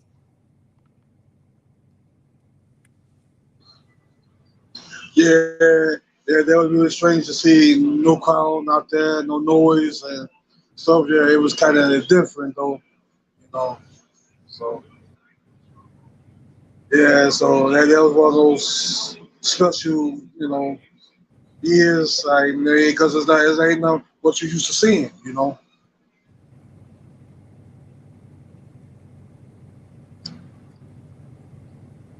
Like I said, I guess that was good series. Miami, they won the 6 games. Miami Heat, you know. Like I said, yeah, I know the thing, and I know Miami should still be a decent team even this year. That Jimmy Butler, and they'll say, well, we still good over here, even though we they get Damian Little, the Drew Holiday, sweepstakes. You know, he's like we still good over here, so he's not worried about what could have happened, things of that nature. That's what he said. So Right. yeah, Um, yeah. is KD Burner? Is he still in the chat? If you is KD Burner, I would like to address you. We got KD in the building. No, That some might be guy named KD Burner. that might be Kevin Durant because he got a lot of burner accounts on That's different platforms. it's just a troll. But I just want to address him why he's so angry. But okay, I guess you don't want my attention.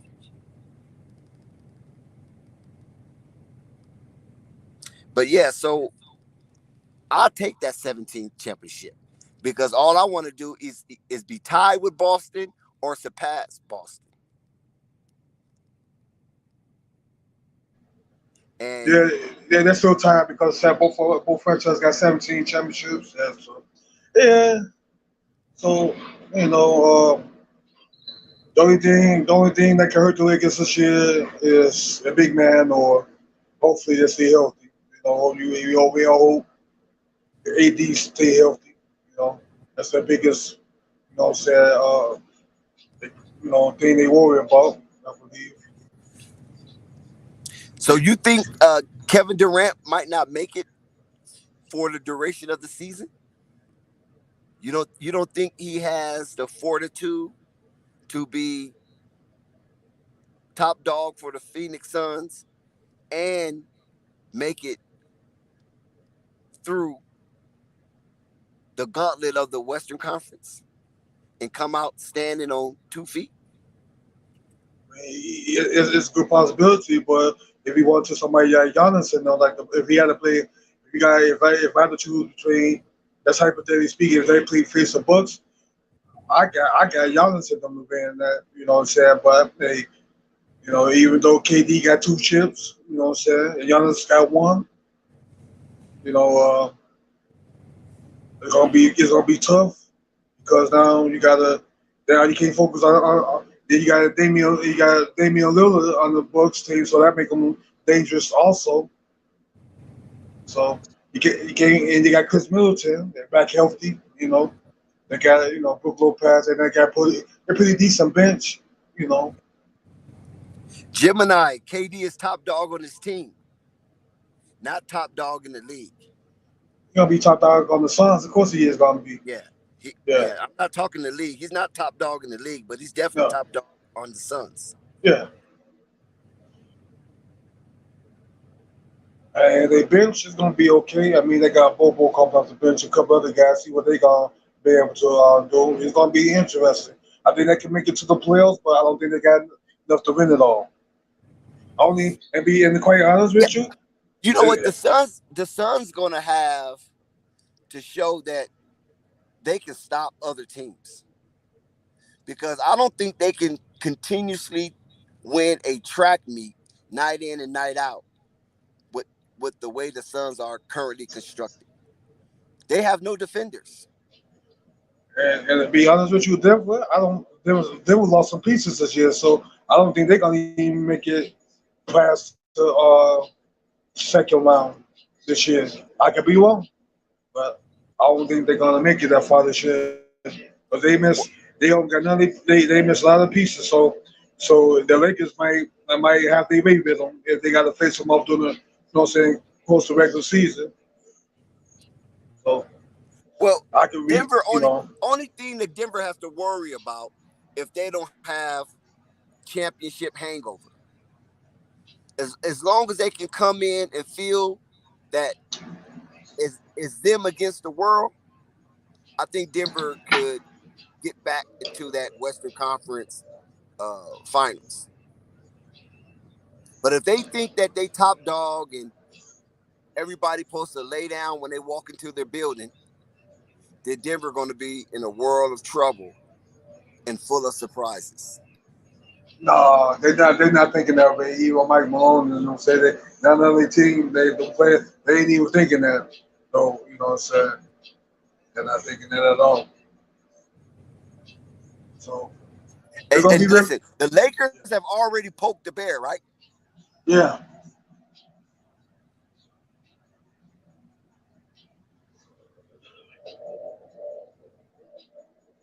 They gotta be careful about that. Don't poke the bear because you gonna weaken the bear. You don't want to do that.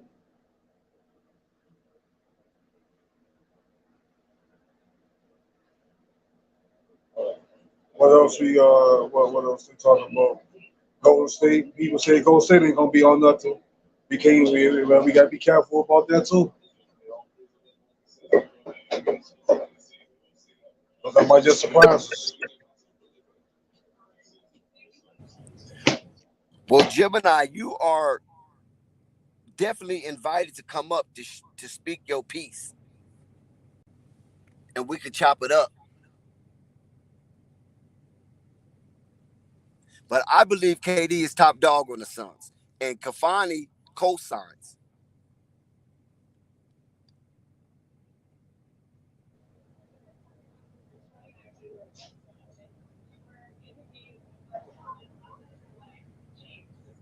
Yeah, yeah. I believe Denver Nuggets could probably make it to the Western Conference, but it depends on a lot of factors though, you know. But there's gonna be a lot of other teams scratching, calling for make a name for themselves. So I wouldn't be surprised if I was to see an upset this year.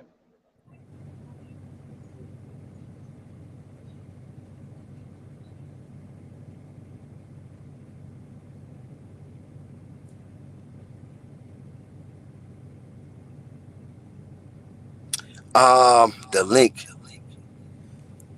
Who got the link? Hold on. Let me find the link. Go ahead, Kafani. Let me find the link for Gemini.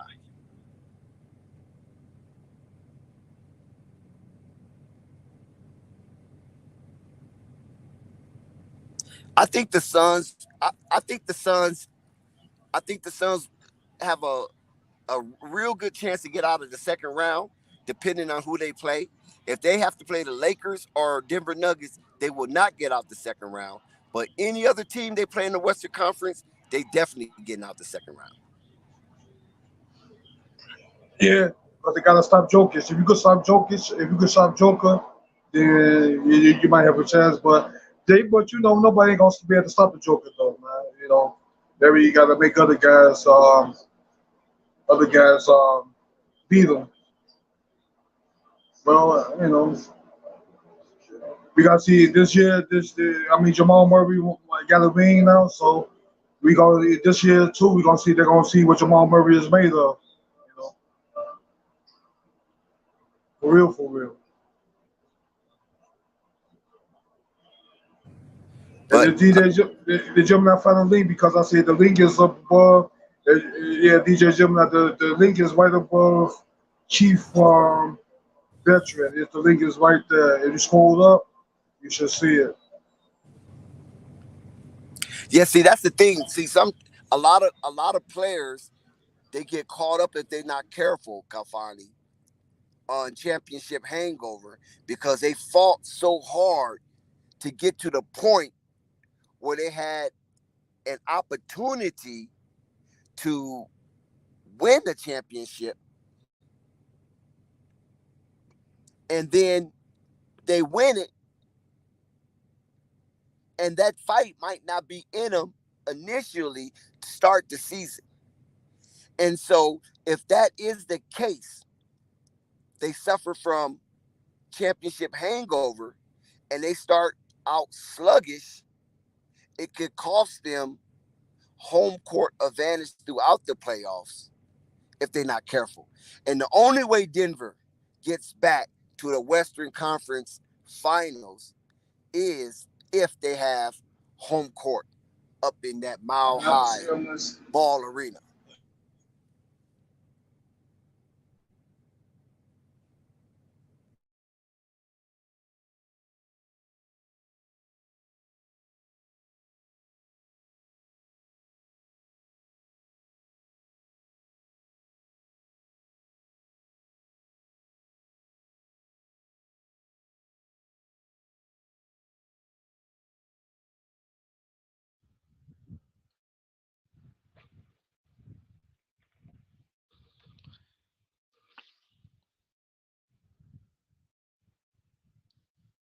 Hello.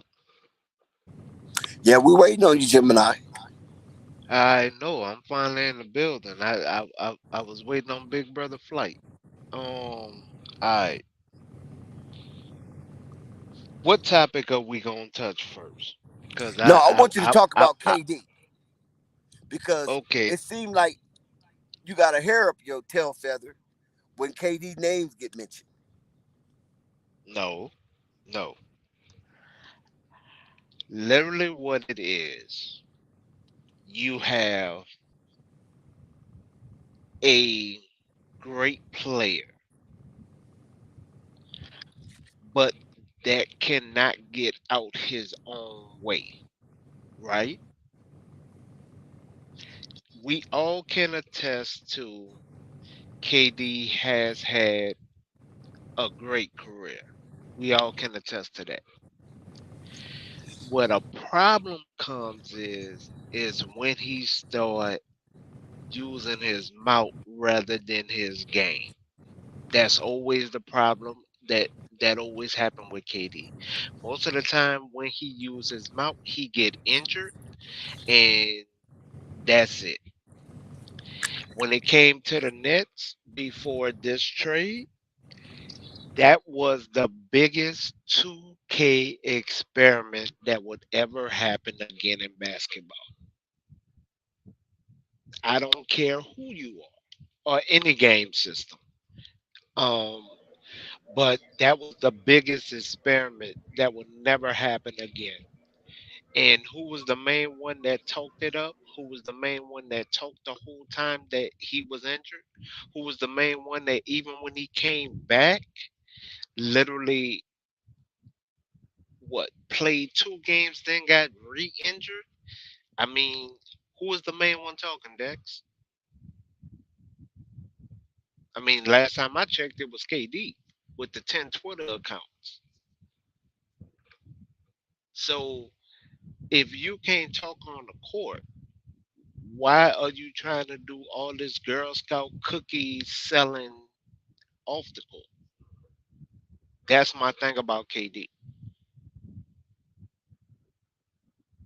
I mean, being a 7 footer, and to be as nimble, as athletic as that young man is, I never spoke bad about his game. I only spoke bad about his mouth because his mouth don't back up his game. Now, unless you've seen something different over all these years, help me turn me from being Stevie Wonder to this situation, please. Because now he's in Phoenix. It's actually Booker team.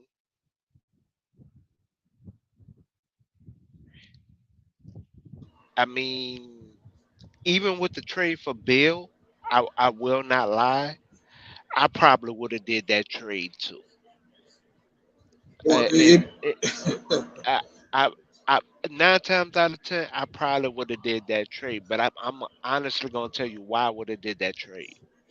Jim, now that's what you was talking about. That trade wasn't even supposed to happen. Like you said, there was an NBA basketball game, unless you turn the settings. So that trade would never happen. But like like we talked about before, if the NBA really wanted to make something happen and trade like that go through, and what happened? It went through then. Yeah. R- Right, but when it comes to Bill, the main reason why I would have traded for a player like Bill, with the Phoenix trade, Bill don't normally say anything, bro. He really doesn't say anything. He doesn't say anything when he have a good year. He doesn't say nothing when he have a mediocre year. He definitely don't say nothing when he's hurt. So I mean, he doesn't say anything that will spark the fan base against him. KD, on the other hand, KD do more talking as soon as he get injured than anything.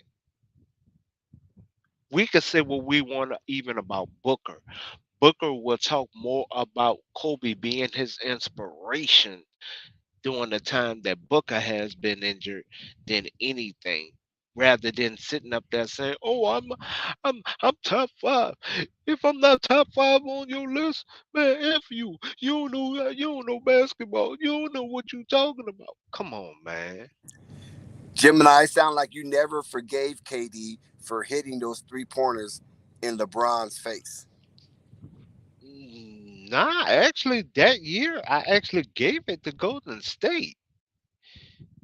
I mean, to be totally fair and transparent across the board, when he signed with Golden State, I told everybody they winning it, and everybody tried to show me why. I went literally verbatim, showed them how he's going to be more of a helper, and he's going to be able to push the offense like he did with Texas.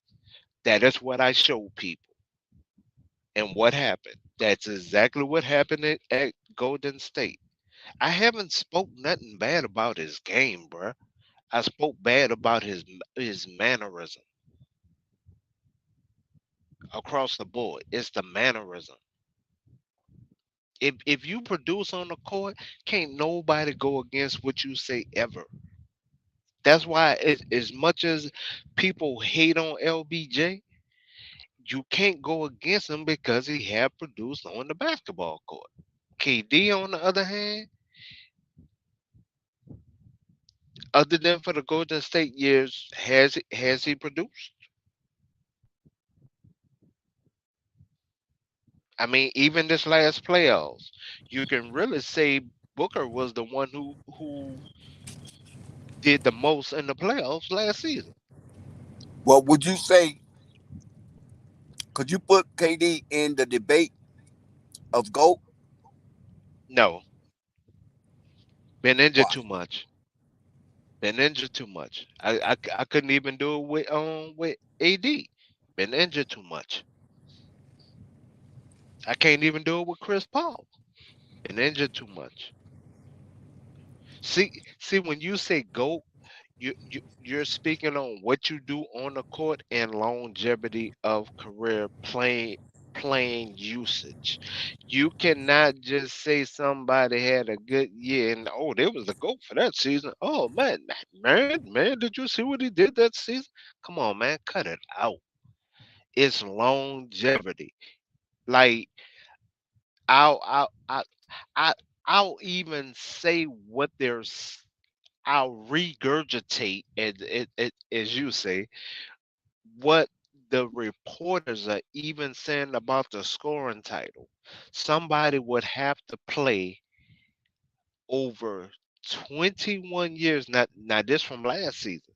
They have to play 21 years, average at least 32 a game, and damn near have to play all 82 games a season to break it again.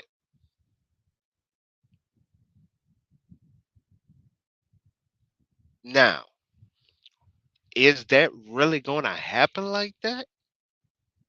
Us as fans already know that's a solid no. For somebody literally to be able to play a whole 82 for 21 seasons, and I'm not even trying to bring LBJ in this conversation. I'm only A- speaking on A- KD. AC Green, he just wasn't a scorer. That's the only thing that stopped him. He Huh? put in the time.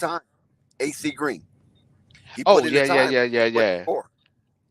Yeah, but I mean, you literally will have to have that Iron Man type work ethic, frame thought of mind. KD, as soon as you say anything about him, KD is salty. I have okay. What most people call the Lil Fish of the sea when it comes to the media realm, right?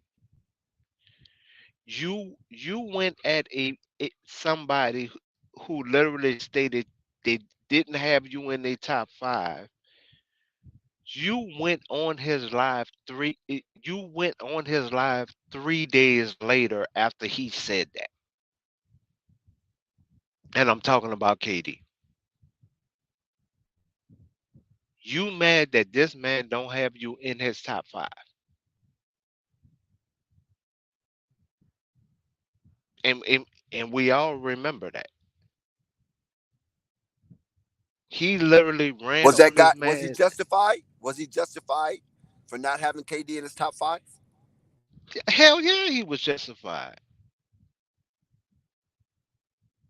He he was justified just being injury prone. He was justified.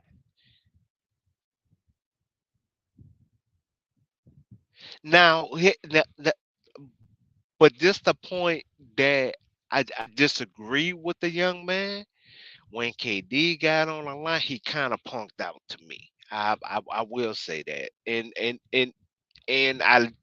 I called him on that. T called him on that. Um, the the the the OG from Chicago called them out on that. Like we called them out on that for not standing on the same premise as hard. Like he kind of backed up a little bit, but yes, he was valid. He was valid and certified on that